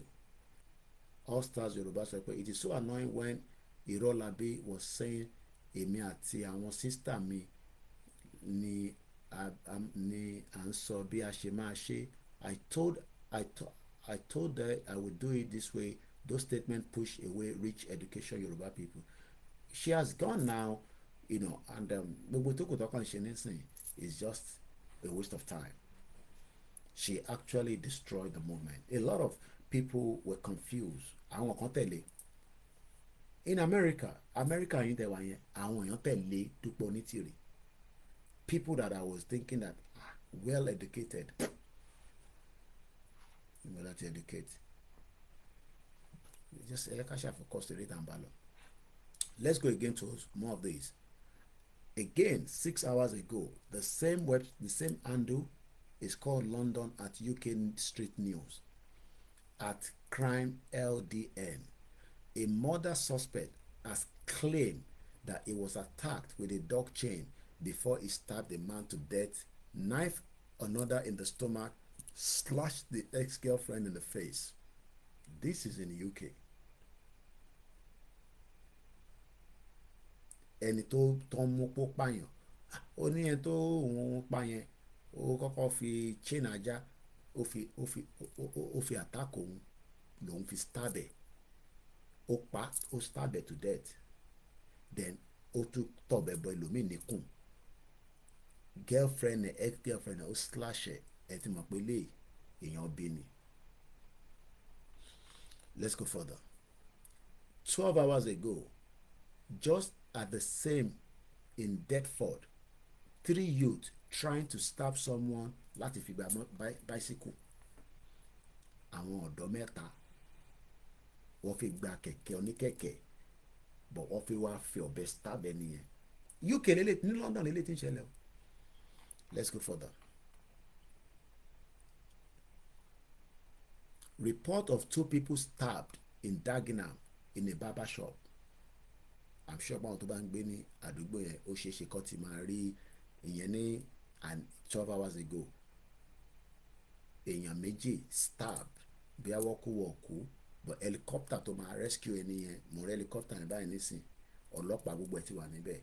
So crime will always occur even tá bá gba Yorùbá country, but you must have a tailored program to support people that have been affected and the people that have committed the crime. Sometimes they might be sentenced for a particular length of period to go to the prison, and then if we think that they should be back into the community after serving their terms, I'm not talking about pààyàn, but àwọn kan bá ń lọ sí prison, wọ́n máa reformed, they come back and they live with us in the society. But the system knows them by identifying them that ẹni tó ti lọ sí prison rí. So there are some jobs that they might not ask them to do, and there are some jobs that they will advise them to go and do. What a reform wọn. Àgbọ̀ tí Shehu Sani sọ pé many people that are still in the prison after 4 years of the EndSARS. Ó dẹ̀ ní Tinubu, ìwọ ni bàbá àwọn protester, ìwọ gan ló ń kówó fáwọn tá fi ń protest. So ẹ̀yin tẹ́ máa ń jáde nísìnyí, that's why we don't know what is going to happen. We should just prepare for whatever is going to happen by the time we hit back the street again. Because I don't want any Yoruba person to wá jáde nígbà pé Koiki ṣe tuntun bẹ̀rẹ̀. Bàbá àwọn protester ní Bọ́lá Tinubu, wọ́n ní kódà òun ló máa ń gbówó fún wọn tó fi ń protest.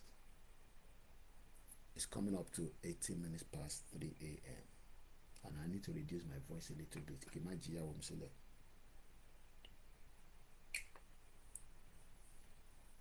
Vaseline ni ọkọ̀ máa ń jẹ́ kété kò moisture ni.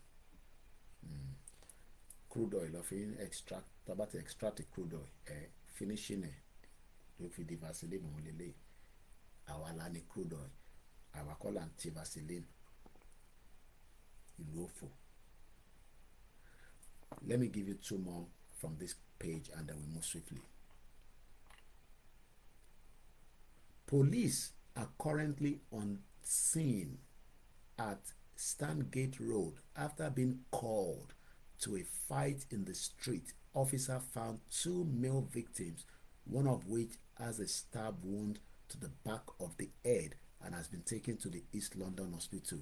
The other victim suffered only minor injuries. A crime scene is currently in place at the location. No arrests have been made at this stage. There is nothing to suggest a wider risk to the public. Now you've been able to understand that London tẹ́ ń gbé yìí gan crime wà ń bẹ̀, yes. Mo kí ẹ Adékúnlé plenty èèyàn ti Koikimedia. There is crime in this country.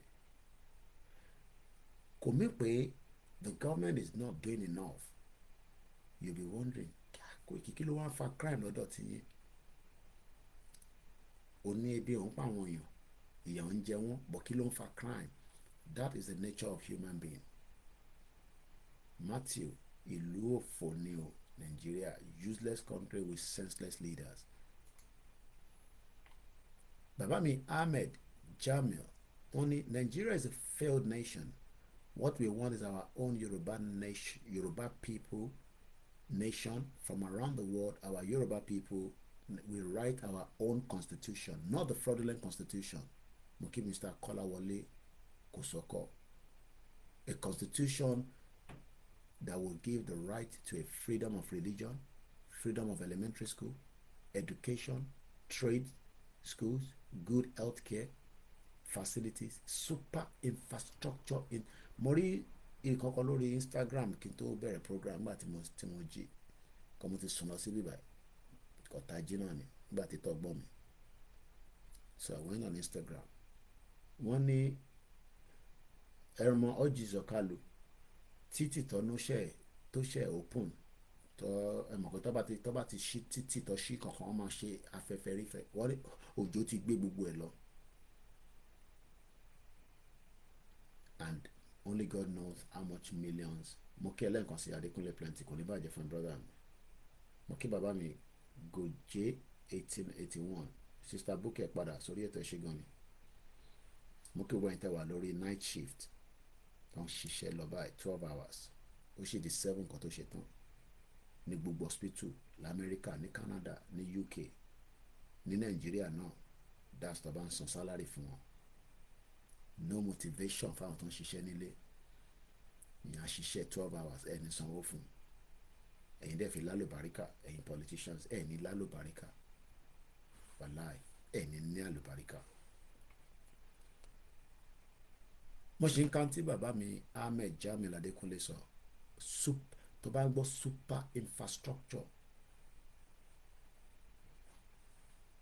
infrastructure that can connect you from your own village to the next person's village, even if it's just a small train, tí kò ní ju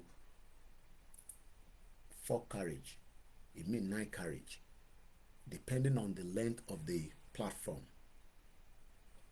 Ṣé ẹ mọ̀ pé gbogbo kìíní ìtafẹ́ tá à ń sọ yìí, it is part of a development. Gbogbo àná làjọ máa build ẹ̀, àbẹ̀rẹ̀ pé mi nìkan ni máa lọ ṣe ni. We will all be responsible for that. But tó bá expect táwọn olùṣe politician tó wà ń bẹ̀ nísìn olórí burúkú ni gbogbo wọn, jẹgúrú jẹrá ni wọn, ó lè tara wọn nìkan lọ́mọ. They are not going to build the infrastructure, a super infrastructure. Lẹ́yìn fọ́ọ̀rọ̀ ká Akérédolú tó bá jẹ́ pé ó build hospital tó ń ṣiṣẹ́ ni kò ní láti lọ sí Germany láti lọ gba treatment kó tó kú. The same thing with Ajimobi. They are all criminals. You think they care about you? They don't care about any one of us. Tara wọn nìkan lọ́mọ, tara wọn kẹ́kẹ́ ọ̀kọ́ mo kẹ́. Now mo ti fún yín ní background the crime tó ń ṣẹlẹ̀ ní London. But what do we do? What can be done when we say youth development program? Mo ṣètò lọ wo oríṣiríṣi ló wà o. There's this other one called Youth Lead UK. Let's open that again. Are you 14 to 25 years old? Wọ́n béèrè lọ́wọ́ mi pé ṣé ọmọ 14 ni mí títí dé 25. Join the Youth Leads. Gives you the chance to develop your skills. Sori skills, tíyàn bá ní tó bá ní knowledge skills kan, it is always good to get to be nurtured. Kó túbọ̀ fún ẹ ní àwọn nǹkan tó máa lò ó dá nísìnyí okay ó ní skills. Let's look at this. Ó ní skills ó lè ṣe kínní wàá lọ ṣe more training. Wàá lọ ṣe more training. Mbọ̀ ìtàn ọmọ mi fún mi ní Father's Day lélẹ̀. Can you see that? Glass. Any ṣé any natural resources láti fi ṣe glass nílẹ̀ Yorùbá. Ṣùgbọ́n a máa ń gbọ́ kinní kan olùwà glass. Olùwà glass ẹ ló yẹ kó máa ṣe glass tá a máa tà tó máa pè ní Father's Day, Mother's Day, Valentine, Ìwúre Day, Christianity Day, Islamic Day. Àwa la máa ní product yẹn, àwa máa export it in large quantity lọ sí gbogbo àgbáyé. But the skills láti fi produce kinní tó bá tẹ̀ ní knowledge àwa lo technology bí bàbá Akíntóyè ṣe sọ láti fi make ẹ̀ kó wà faster. Tó bá wá jẹ́ pé handmade ẹ lọ wo dínà inú ẹ̀ ń dùn ó náà gbé handmade furniture sínú ilé. That means pé ìyẹn máa wọ́n because ọṣẹ fọwọ́ ṣe ni in details. Èèyàn mélòó ló lè ra handmade furniture? Many of you doesn't seem to understand what we are talking about. Ṣé a ní resources láti fi ṣe glass yìí nílẹ̀ Yorùbá? Ó wà. But do we have the technology? Do we have the production line? Kò sí. Ṣé bí olúwa glass ló máa ń pè àbí? It is dead. Kí lẹ rò pé ó ṣe dead? Because wọ́n ò fẹ́ jẹ́ kí ìrántí wa kó dìde. In táwọn ọmọ mi fún mi lélẹ̀ ní Father's Day. God bless. Happy Father's Day. This one says, and I quote, "Are you 14 years old to 25? Get involved. Joining the youth leagues give you the chance to develop your skills, realize your potential, create a positive change in the community."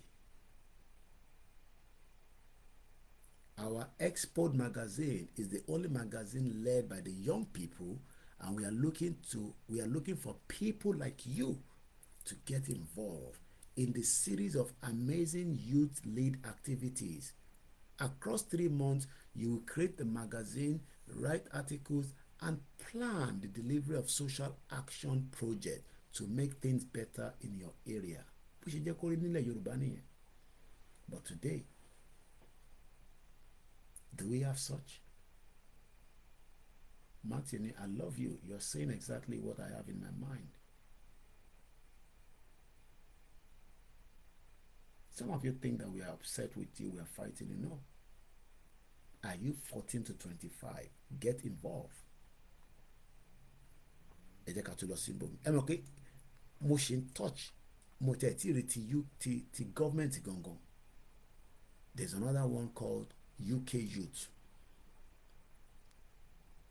It's called UK Youth Programs, Summer Jobs Program, Outdoor Learning at Avon Terry, Newcastle. Youth, UK Youth Network, Quality Marks. Are you convinced? Podcast, Resources Report, Digital Resources Hub, Empowered Toolkit. We have established a strong reputation for delivering high-quality, large-scale national skills development programs for young people from disadvantaged background, from outdoor learning, online safety, to money management and mental health. We reach and engage young people who do not traditionally have access to personal development opportunities. These are part of what would happen when we have a country, not Nigeria, because Nigeria will not give you this kind of programs. Olori Buruku country. It has nothing to offer the youth. If you like, pray for it. It's not going to work. It must dissolve by fire, by force. But before it gets dissolved, we must also let you know that what Baba Akíntóyè is saying, our youth development program will transform our nation. I have told you 3 different websites talking about development of youth in the UK. In Yoruba culture, children and youth are highly valued as the most important asset. But today, it is no longer the same. Why? It's because of Nigeria. Nigeria don't need anything to offer the youth. Also want the agbero, thugs, politician tools. These ones are talking about tools to empower the youth, but the Yoruba politicians are using our youth for their own selfish gain. They are bastard, olórí burúkú ni wọ́n, látòkè délẹ̀. People ask, what are the 5 pillars of a youth work?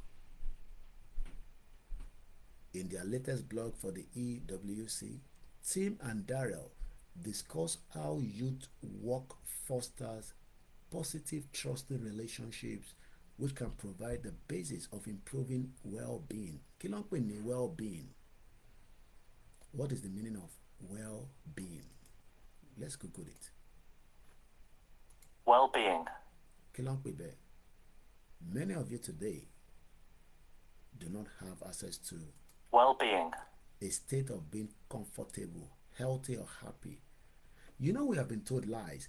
Nigeria are the most happiest people in the world, really. In hunger, in poverty, in lack of basic amenities of life. Yes, we are happy. Any choice now. So when you see Oyinbo man, you are happy. You see Oyinbo woman, you are happy. You see your brother coming from America, you are happy. Because you know that period of time, you'll be well taken care of.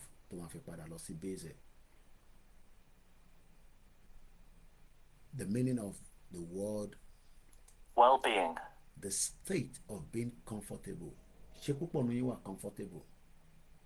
I've just proved to you that my meal from last night, I didn't eat it because I slept off in my living room here. Oorun gbé mi lọ. Are you comfortable? Are you healthy? Kò sẹ́ni tó ní àìsàn kan tó ń tọ́jú lára.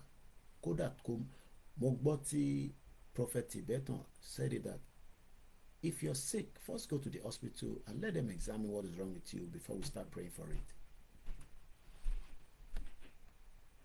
You must know what is wrong with you. Kato mashadura lelori. Many of you are sick, but you want just prayer to solve the problem without doing.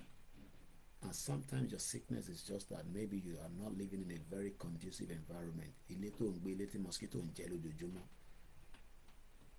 Ibi tó wà smelly ni, kò sí títì tó débẹ̀.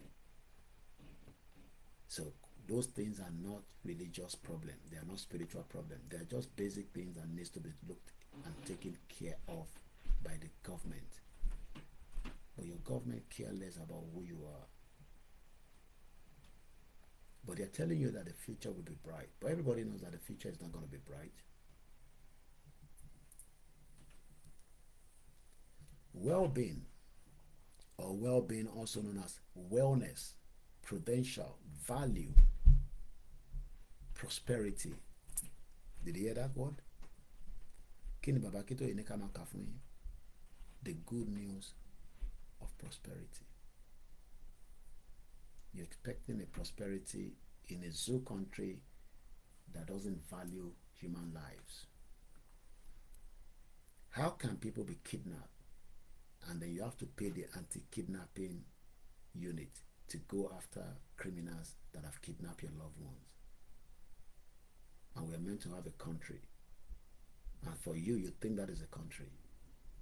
Oh, Koiki, all this you are saying, we know is a problem, but we are going to get a leadership that will solve it. It's a leadership problem. They don't know. The foundation is faulty. All-Star Yoruba TV says, and I quote, youth of Yoruba were either politicians' prison or religious prison. They occupy their thinking faculty. We have a lot of Yoruba people, men, women, that can produce a tailored youth program that will keep our people alive longer than the 52 years according to the World Health Organization.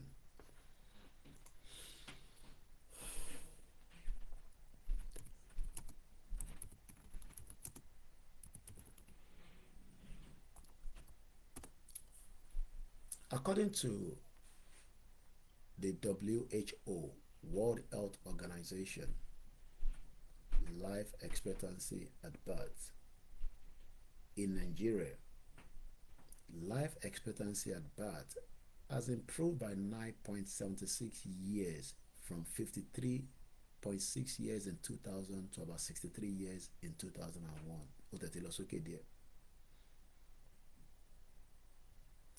What is the Nigerian death rate?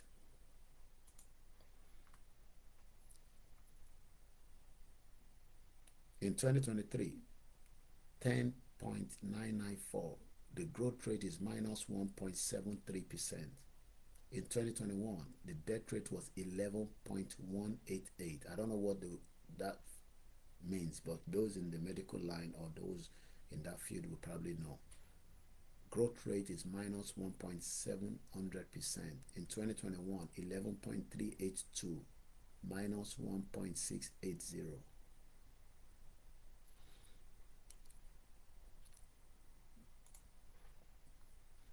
WHO Health System Ranking of Nigeria. As of 2023, Nigeria is ranked with 157 health system in the world. 157. That is why most of you cannot access good quality healthcare. Even your governors and Tinubu has to run out of Nigeria. Buhari is no longer coming to UK for treatment. All of a sudden, Buhari is now a fit man. Eyín ò dùn mọ́, kò sí nǹkan tó ń ṣe lára tó ń dùn. The future will reveal whatever was behind what has been happening for a long time. Ó kù díẹ̀. Ó kù jẹ́ pé the damage that has been done. All of a sudden, Buhari is not coming to the UK anymore. And to my by treatment, what if fit in his abi?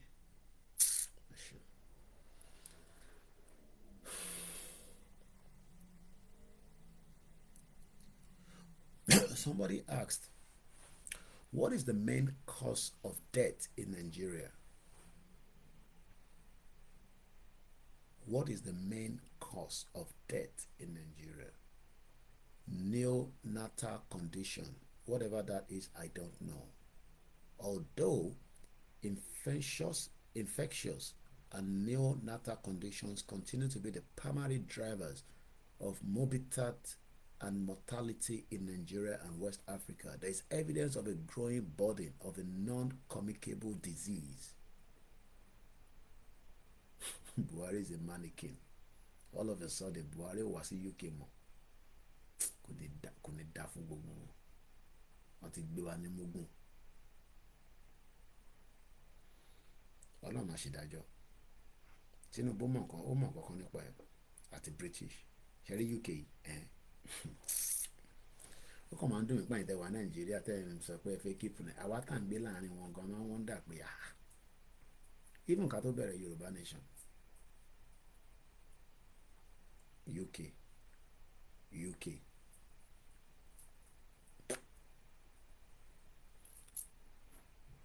Let's focus back on the youth development program. Mo ń sọ̀rọ̀ nípa well-being. Do you think that Nigerians have quality well-being? Benny, All Stars Yoruba TV says, over a year now, Buhari is no longer going for medical checkup. All of a sudden, Buhari is fit. That's that kind of, strange. There could be pressure on Maloria. Who knows? The meaning of the word well-being, also known as wellness, prudential, value. You will if you like, pray 5 times daily. If you like, go to church every day. You will not get well-being in Nigeria. It's not your fault. Makiawa Omolara Oluwabumi. Well-being or well-being, also known as wellness, prudential value, prosperity, quality of life, is what is intrinsically valuable relative to someone. So the well-being of a person is what is ultimately good for this person. Benny, a Buhari, a sick man, is now an healthy man all of a sudden. Wọ́n ní gbogbo tójú kìíní kan pamọ́ ojú Ọlọ́run tó. Whether he was dead or not is not the issue, but we know that something is not right, it's not adding up. And Tinubu sold us out for his own ambition, which he's currently enjoying. But like I said yesterday, and I'm saying it again today, time will tell, especially for those of us that believe that Tinubu will come up with something that would eventually bring the freedom of your well-being, a quality life, safety dominion. The quality of life is measured of the value of life. Does Nigeria value life? L-I-F-E. London, India, Freddie Echo. Ṣé Nigeria value ẹ̀mí èèyàn? Even if you don't want Yoruba nation, how much time do you think that your life will be valued, whether under Tinubu administration for the next 3 years? Don't tell me Tinubu just came to power. It is an APC. It's just doing exactly from the continuity of what Buhari has done.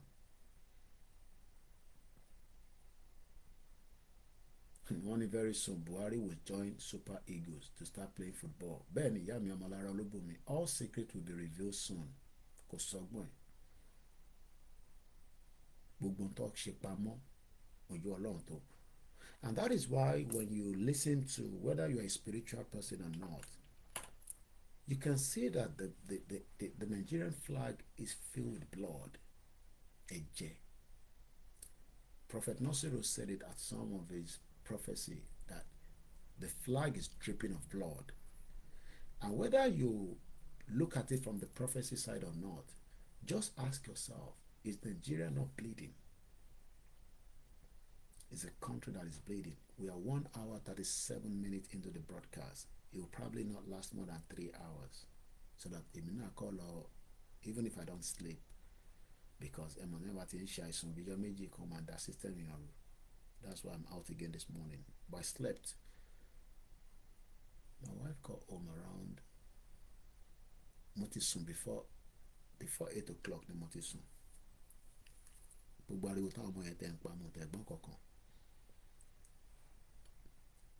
Should Nigeria value life?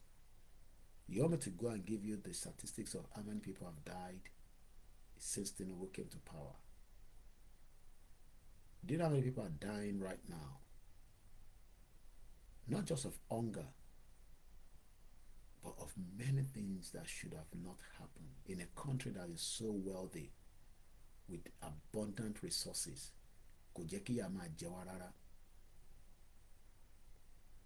Okay, some of you say Koiki, but let's push for a restructure. Time will tell whether Tinubu will even adopt such. Because more àdéhùn tí Tinubu ṣe pẹ̀lú àwọn not. Do your own thing, return power back to us.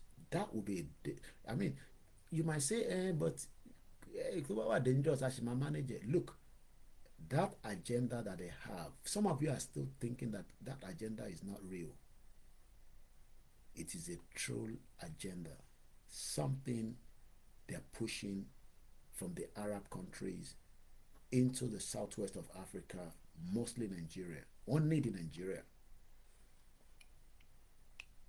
But one thing I'm just happy is that as much as many of you don't like us to talk about the Biafra will fight to their last blood. That is what also, makes us say, okay, then you've come back in your law, our confederate law, but slow her down, because Yoruba people are the one holding Nigeria together, especially the criminals among us. Okay, if our governors come together and say, I share Nigeria more, yes, we can then restructure the system with our own independent, autonomous constitution. And if they are valuable to become the next governor, the constitution will decide, not me. But do you think that Seyi Makinde want that system to change? They are criminals. Seyi Makinde is nursing his own presidential ambition. as many as them. You'll be wondering, look, the former deputy governor of Ambode, what is the senator? Abi, that woman, they are all criminals. They don't value our lives. She wedding, Kakpedele Mahmoud ovation, ya picture, papa, based on Instagram. Emma Lowo níbẹ̀.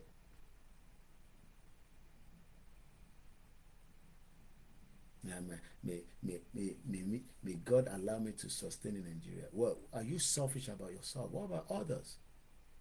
Tí wọ́n bá ní network tó ní access, maybe because one reason or the other you have network or access. Ṣé gbogbo àwọn tó wà lábúlé níjẹ̀bú Òde, lẹ́kìtì, Lóńdó, lọ́ṣùn, ṣé gbogbo wọn ló ní access? Is that the way it's meant to be? Are we not meant to have a government of inclusive? Look, conservative government, personally, we are tired of them. I can't wait for July 4th to go and cast my vote. 14 years, ló ti fi ní wá lára nílùú yìí. That is, kò wá mí pé tí conservative bá tún padà wọlé, àwọn ni Koiki tó sọ pé òun láì conservative, ní ṣe tó ń fẹ́. No.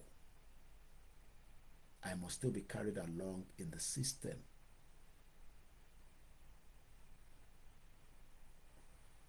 So some of you that wants to defend all these criminals because you are well learned, orí yóò pè, bẹ́ẹ̀ ni mo sọ, idiots, want to defend nonsense because ẹni access sí Ṣèyí Tinubu, ẹni access sí Ṣèyí Mákindé, and then so what? Who cares? Why are you selfish about yourself? Why not think about the other 30 million Yoruba people that doesn't have access to them? And they are meant to serve them. But it's the other way around. With a fraudulent constitution that allows a senator to go and be doing constituency project. And yet the local government is rendered useless. And the same bloody local government wants to control our Oba. Oku dear. Dear local. Let's continue the awareness and let's keep it clean. But at some point, it can change. Local government chairman, tí wọ́n fund, àti wọ́n máa control àwọn ọba wa, ní ṣoríire gbogbo yín. That is why they lọ́wọ́ gbogbo jà, wọ́n ti para wọn dànù ní Rivers State. Is that not the same problem? Go to Rivers State and see the mess going on there. Pẹ̀lú lórí burúkú wíkì àti gbogbo wọn tó ti ṣòṣì bí ẹran aṣẹ́wó. Bastard politicians. They dá fún gbogbo yín. Alálẹ̀ máa pa yín tẹ́wà ní tẹ́wà lọ́dọ̀ tiwa. Alálẹ̀ ló máa pa yín. Bẹ́ẹ̀ ni mo sọ, alálẹ̀ máa wọlé pa yín ni. Fún ìkàtẹ́ ìṣe fún gbogbo àwọn ọmọ Yorùbá. For not giving us well-being. Ẹni ṣoríire. Ẹ̀yin fi máa gbé nínú air condition. Àwọn èèyàn sùn nínú ooru bí ṣe ń bá yín sọ̀rọ̀ báyìí nísìnyí. Wọ́n níná orí fóònù wọn.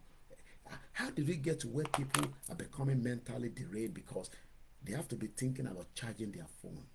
Phone name on charging ní bíbá. Kò ń ṣe pé náà yẹn náà free. I have to give my wife money to make sure that the light is on. Tẹ́ ẹ bá dẹ̀ fún wa lówó báwo lè mi ṣe fẹ́ tí mo bá níná báwo mo ṣe fẹ́ tan rútà mi tẹ́ máa fi gbọ́ mi nísìn. Tí mo bá tan rútà tí ó yẹ pé wọ́n ti múná lọ ṣé mo lè wá ṣe program? Evil politicians. Ẹ̀yin fẹ́ máa ní well-being. Ẹ̀yin fẹ́ máa ní àlàáfíà. Ní lálàáfíà gbogbo àwọn ọmọ yóò ní ṣoríire. Gbogbo àwọn ọmọ yín pátápátá ni mo sọ wọ́n ò ní ṣoríire. Èyí tó bá ń ṣoríire inú wọn ó máa wá lẹ̀ ní fún ìkàtẹ́ ìṣe fáwọn ọmọ Yorùbá. Ní kúure. Ó kù díẹ̀ ni mo sọ. Ẹ máa dúpẹ́ lọ́wọ́ bàbá Akíntóyè. Bàbá Akíntóyè ni kẹ́ máa dúpẹ́ lọ́wọ́ ẹ̀. Torí àwọn ọmọ Yorùbá ìtọ́ fi ṣe fún yín. Ní ìwò tán. Ó kù díẹ̀ ni mo sọ. Ẹ má gbọ́. Ó kù díẹ̀. Ẹ máa sọ pé à ń dẹnu lórí social media. Ṣé rò pé generation tí yín lẹ́ ń dé pẹ̀lú nísìn. Generation mi lélẹ́yìí. Àwọn ń ṣe generation àwọn Afẹ́nifẹ́re. Afẹ́nifẹ́re. Jẹun sókè. Gbogbo wọn fi Yorùbá fi jẹun sókè. Gbélé fún wọn, gbé mọ́tò fún wọn, fún àwọn ọmọ wọn sí position. Gbogbo wọn wá dákẹ́ yọ́gọ́ àsọ̀rọ̀ ràn wá. Àwọn olè. Well-being. A sì ń sọ̀rọ̀ nípa our our youth development program will transform our nation. Nigeria, ìlú òfò. I am a true Nigeria. Kí ló mọ̀ tán pé Nigeria? Nígà area tí Lugard lórí burúkú àtàwọn British olè tó form ní 1914 for their own selfish interest. Tá a bá tẹ mọ̀ tẹ́lẹ̀ ṣe bó ti mọ̀ ó ti gbọ́ nísìn, so kí ló ṣe wá ń defend òṣì fún? Tìbí dádì ẹ àti mọ́mí ẹ wọ́n defend ẹ títí. What has been the outcome? Nigeria has seriously hurt this highly cherished Yoruba agenda of child and youth development in two painful ways. One, make sure we won't destroy public schools. Our old students, like one funding our schools here. For a very long time, that's all Sanwosi School for Kokomo as a former member of Abeokuta Grammar School. Nígbà táwọn tàtẹ̀jọ́ wà nínú group gan tó gbà tí mò ń ṣe, mo exit rẹ̀. Ibi tí bá wà nínú group ni mo mọ̀ tán ṣe. I still have communication with the president. Ìyẹn wà l'America. That was almost until not be 4 years nísìn. I left the group. Ìbọ̀wọ́ mi ni mò ń ná nínú bíbà. Ṣé mi ló yẹ kí n máa náwó ni? Ṣèbí tó bá yẹ pé state ó ń ṣiṣẹ́ dáadáa, ṣèbí state ló yẹ kó take care gbogbo public school.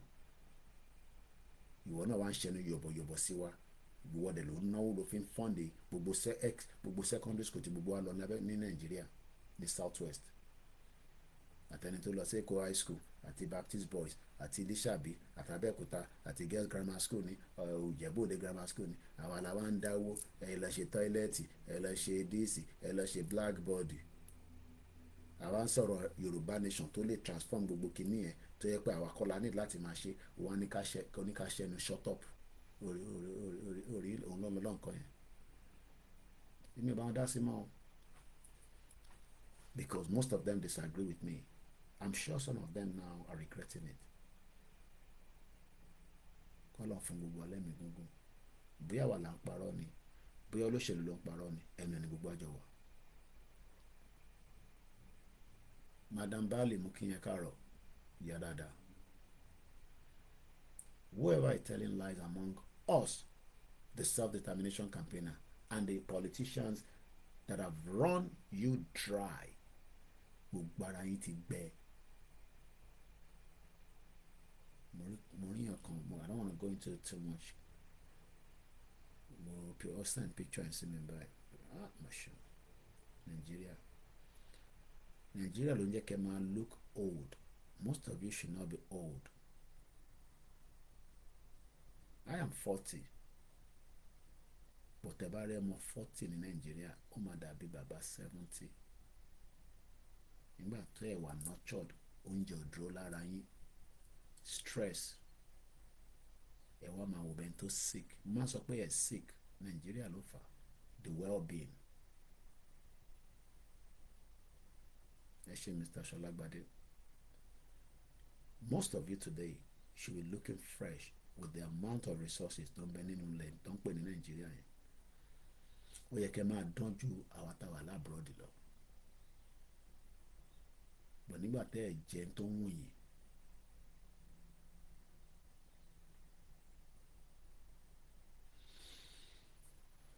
They've converted the whole Yoruba land into abject poverty. Koiki, what is a development? But the whole public school has been destroyed.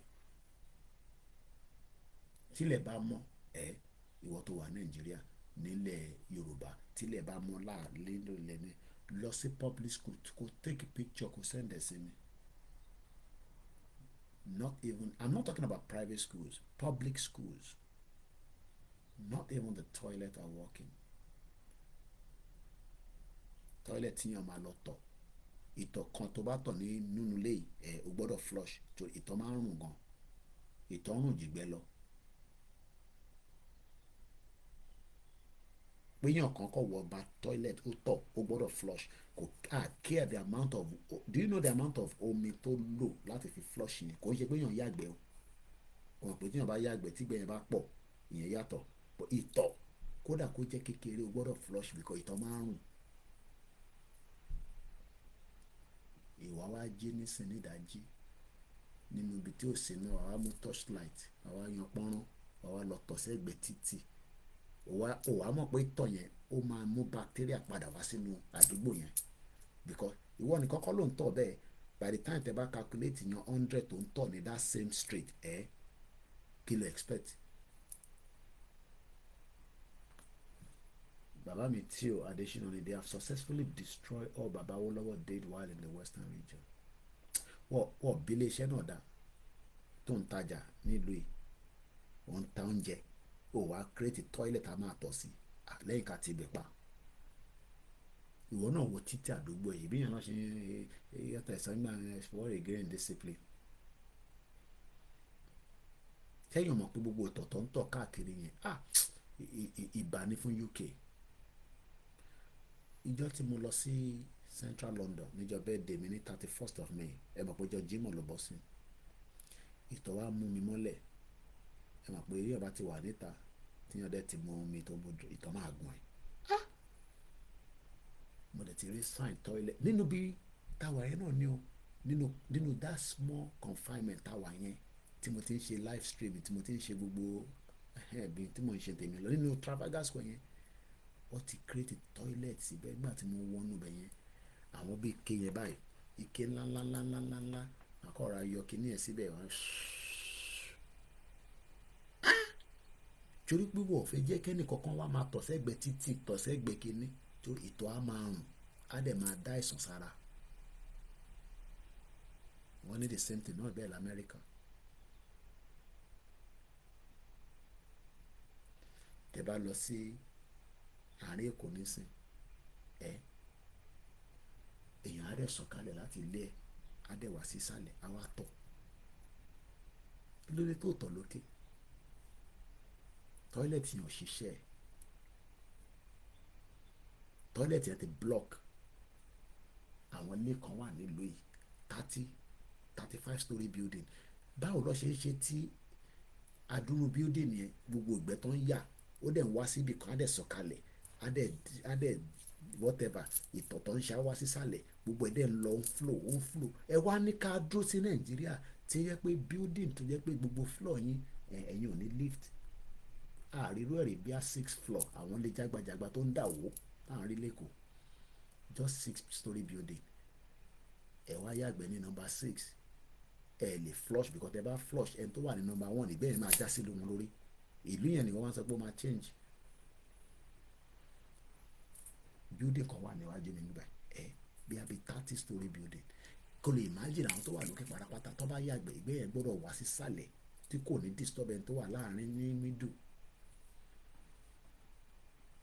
Iṣẹ́ táwọn kan ṣe ni wọ́n pè wọ́n ní facility manager. Àwọn gbọ́dọ̀ máa monitor gbogbo building. Wọ́n gbọ́dọ̀ mọ̀ pé tí problem bá ti wà kó tètè rectify ẹ̀ pipe ló bá ti block ní kó tètè wá nǹkan tó máa ṣe. Iṣẹ́ táwọn kan ṣe nìyẹn. Wà níbi ràtìràtì láti 63 years. No proper housing. Wọ́n kọ́ lé ìgbàlódé fẹ́ni kankan. Àwọn olówó ara wọn nìkan ní wàá ra lẹ̀ 100 million tí gbogbo èèyàn ló lè rọ ìjọ ni wọ́n tẹ̀ ti rí 100 million rí 1 million tí rí 1 million. Ẹ wá sọ politics ẹ sọ débi tí gbogbo yín fẹ́ fi rí owó láti fi jalè láti fi máa tọ́jú ara yín láti máa gbé big life káwa máa tọrọ owó lọ́wọ́ yín ìtẹ̀bí nǹkan tẹ́ fẹ́ nìyẹn. Nígbà tí yàn bá yàwó ẹ̀sùn ní ilé tó lóyún kí wọ́n lọ bọ́ lóṣèlú pé fún mi lówó mo fi gbéyàwó mi lọ sí hospital tó yẹ kó drive lọ kó páàkì mọ́tò ẹ̀ kí ìyàwó ẹ̀ wọlé kọ́ ní kí ló ṣe ní ó kàn complain láàárọ̀ yìí náà ni àbí abébì ti fi máa dé nìyẹn àwọn àgbé nothing is working ìyẹn ni wọ́n sì máa ń pray fún pé ó máa dá.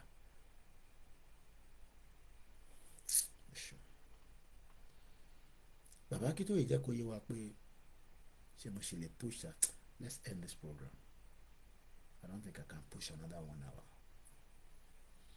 Ẹ jẹ́ ká end it. A lè ṣe tán 1 week la máa fi ṣe ó yẹ kí n ti bẹ̀rẹ̀ lánàá ẹni Wednesday ó yẹ kí ti bẹ̀rẹ̀ láti jọ Monday but kò tí a ṣe catch up ó yẹ ká parí ètò yìí. Mo kí gbogbo ẹ̀tẹ̀ darapọ̀ mọ́ wa. Lóhùn ẹ̀ kò sọ pé Nàìjíríà ní youth development kó máa lọ gbọ́ nǹkan tí Dayo Israel ọmọ Yorùbá tó ní brain ni òun náà ó ń lé tiẹ̀ ni bóun náà ṣe máa jẹ tiẹ̀ ló ń wá olúkálukú kàríkà ṣọ́ọ̀pù ní politics Nàìjíríà. Kàríkà ṣọ́ọ̀pù òun lọ sọ́dọ̀ Ṣèyí Tinubu wọ́n wá lọ present strategy àwọn youth strategy ìbọn náà wà ní future ìbí kan tá ti ń gbọ́ látijọ́ ẹ̀ nìyẹn the youth are the future of Nigeria. Ìtọ́ sọ fún àwọn gbogbo àwọn dádì tó ti wà in their 65 years or 70 ìtọ́ sọ fún àwọn náà nìyẹn títí tó fi pé èjì kọ́lọ́n bá wa lọ́rẹ̀ ní gbogbo ẹni tí ẹ ti dàgbà sí wa lọ́wọ́ kọ́lọ́n jẹ́ pé fún wa ikú kan ní mẹ́ni kankan lọ nísìn àwọn olóṣèlú ni kó máa wọlé payín lẹ́yẹ kọ̀ọ̀kan bẹ́ẹ̀ ni mo sọ ó máa wọlé payín ni torí pé ìkànnì ẹni bẹ níyì àwọn tó wà nílé tẹ́ ẹ̀jẹ̀ kan sọ̀rọ̀ àwa la máa sọ̀rọ̀ gbáyín lórí àfi tẹ́ bá jáde tàrí pé ọ̀rọ̀ Yorùbá nation yẹn òun lẹ mú ní ìgbà ọ̀yà yìí tẹ́ ẹ̀ bá ti mú bẹ́ẹ̀ alálẹ̀ máa wọlé payín ni lẹ́yẹ kọ̀ọ̀kan bẹ́ẹ̀ bá ń ṣàdúrà kò ní gbà fún yín bọ́ bá ń rúbọ fún yín ẹbọ yín ò ní gbà bí àfa kan bá jókòó fún yín àtàfà yẹn àtẹ̀yìn ẹ̀ máa jóná ni torí ìka ẹni bí nìyí ó lè jẹgúrú jẹrà dẹni gbogbo yín tara yín nìkan lẹ mọ̀ ìyẹn náà lẹ ṣe ń ṣèpàdé òru tẹ̀ ń fẹ́ jẹlẹ́jẹ ẹ̀jẹ̀ àwọn ọmọ tuntun òun lọ fi ń gúnṣẹ́ fún yín bẹ́ẹ̀ ṣe pa Bámiṣé Àyànwọlá àwọn náà wá justice fún Mohbad àti rí justice fún Bámiṣé tó pa sẹ́kọ̀ọ́ ọlọ́run jẹ́ rí justice fún Mohbad Délé Gíwá ní ààrẹ justice fún pẹ̀lú mi ọmọ young boy yẹn ọmọ 18 àbí 21 wọ́n pàdánù nígbà yẹn SARS àìmọye àwọn tó pàdánù ẹ̀ ní ṣoríire gbogbo ẹ̀ politicians yẹn gbogbo ẹni tó bá ní ọmọ aṣoríire ìwọ náà ní ṣoríire ni mo sọ wọ́n ti ní kí n má ṣépè fún yín bọ̀ tí bá ń ṣépè fún olóṣèlú tó bá sọ pé kí n má ṣépè ìwọ́gun lè pè yẹn máa wá mú tòró lórí burúkú Prophet Nasiru ní ká máa fún yín lé èpè lẹ need èpè àní ṣépè fún ẹ̀yin ọmọ Nàìjíríà mọ̀ torí ẹ̀yin ò mọ̀ tó ń lọ wọ́n ti kó yín sábẹ́ ọṣẹ wọ́n ti fi yín gún ọṣẹ òkúpọ̀ nù yín a máa fọ́ọ̀sì yín dé bẹ́ẹ̀ ni torí ẹ̀ ní gbọ́ torí wọ́n ti dé Nàìjíríà sí oríṣiríṣi ọ̀nà lábẹ́ omi lábẹ́ everywhere ló ti dé bọ́ Ọlọ́run máa tú wa àwa Yorùbá bó bá àwọn Ìgbò náà kó lọ bó bá àwọn Haúsá kó máa lọ bọ̀ àwa máa lọ bọ́ mọ̀ báwọn Biafra wá ẹrú ilẹ̀ máa rò pọ́n ṣe kọ́nà fún gbogbo alẹ́ mi gúngún èyí tèmi àti Simon ẹ̀pà ń sọ ẹ̀ ní láti mọ̀ yẹn eré lẹ́ máa rò pọ́n ṣe kí ọkọ̀ọ̀kan don't ever tell me not to talk about Biafra tó bá fi lọ láìkùn ẹ̀jẹ̀ kan máa lọ òkú díẹ̀ bẹ́ẹ̀ ni Bọ́lá Ìgè lábẹ́ Ọbásanjọ́ ẹlẹ́nu ṣọ̀bọ̀lọ̀ yẹn àwọn bàbá òfò àwọn bàbá olè odindi Chief Justice wọ́n pa sí Ìbàdàn àwọn wá justice for kìnìún kan the last one sister wa Tolúlọpọ̀ Arótilé ojú òtẹ̀ tì wọ́n the first helicopter combat pilot in the history of that country called Nigeria wọ́n ní wọ́n reverse mọ́tò wá pa sí inú cantonment wọn ní Kaduna gbogbo àwọn tí mo dárúkọ yìí ṣé mọ̀ pé Bámiṣé ní bàbá ó níyà kábíyèsí Elédùmarè ìjà làwọn yẹn fi bímọ mi padà ṣe rántí sísítà wa Bọ́láńlé Ráyè ìjọ Christmas tó ní ìbejì ọ̀nà ọlọ́pàá kan happy trigger ó fi pa ọmọ ó fi pa sísítà wa yẹn ìgbà tó ń ṣe ìyá ẹ̀ lọ́pàá àti sísítà ẹ̀ lọ́pàá àti brọ́dẹ̀ kò ní ká ẹ lára bó ṣe ń kà wá lára náà owó Yorùbá nation náà ni mo fi ń jayé mi láti 24 years tí mo ti wà ní UK idiot bóun mi ń bá lọ́bíṣẹ́ bí n lọ́bíṣẹ́ nílùú tí mo wà yìí màá ṣì máa gbádùn ayé mi bẹ́ẹ̀ ni mo sọ mo dẹ̀ ní láti jalè 24 years ìyẹn náà lè ṣe rí nǹkan kan mú jáde ẹni kọ́ mú jáde 24 years integrity yẹn dúró dáadáa torí àwa mọ̀ bí ta ti jáde UK kọ́ láti Nàìjíríà ni mo ti ń wọ bàtà kí ni mo sì máa ń rà fún wa gbà ẹ̀ kò tẹ̀ ṣe Marks and Spencer nítorí ọgbà ìgboro kan àwọn bàtà quality òun la máa ń wọ̀ lọ tí máa ń wọ̀ lọ sí primary school one word nursery and primary school ìwọ nìyà ń jẹ nílé la ṣe ń sọ pé sọpọ́ọ̀tì má jẹ́ kọ́ rí ẹ lò má ronú 2027 kankan má ronú bá ṣe máa kúrò ní Nàìjíríà ọ̀fọ̀ mọ́ kí gbogbo alẹ́ nǹkan ṣe iṣẹ́ wa fúnlẹ̀ wá forí ilẹ̀ ibi wá kàgbéga kàgbéga kàgbéga falẹ̀rí ìgbàgbọ́ wa ni pé bàtí bẹ́ẹ̀rù làbọ̀ mọ́ ká ṣiṣẹ́ ká ṣiṣẹ́ ká ṣiṣẹ́ ká jọlá ìṣọ̀kan àtòmìnira ní kẹjẹ́ ká máa lépa ìtẹ̀síwájú fọ̀pọ̀ ire àtòhun tó dára ọmọ Oòduà dìde bọ́ sípò ẹ̀tọ́ rẹ ìwọ ni ìmọ́lẹ̀ ògo adúláwọ̀ kò tẹ́ ń ṣe Nike àti fìlà ọ̀ràn torúkọ ẹ̀ it's a very popular brand in UK quality bàtà tó máa wọ̀ tẹ́lẹ̀ kó máa last throughout the whole of your àrùn tí máa bèrè lọ́mọ sí lọ́la àrùn tí máa sọ pé thanks so much everyone ọ̀ràn yẹn la máa sùn mo kí owó ẹ̀ ń tẹ̀ wá ní gbogbo ibi tí olúkálùkù wá wà ọ̀bẹ Elédùmarè kò ní jẹ́ kó jí wa gbé débi pé ó máa pè é pé kẹ́ wá sanwó jíjí gbé o mo dúpẹ́ lọ gbogbo wa o and on that note a very good morning àtẹni tó gbọ́ nísàlẹ̀ tó comment àti silent listener gbogbo iná ni mo kí bye for now good night.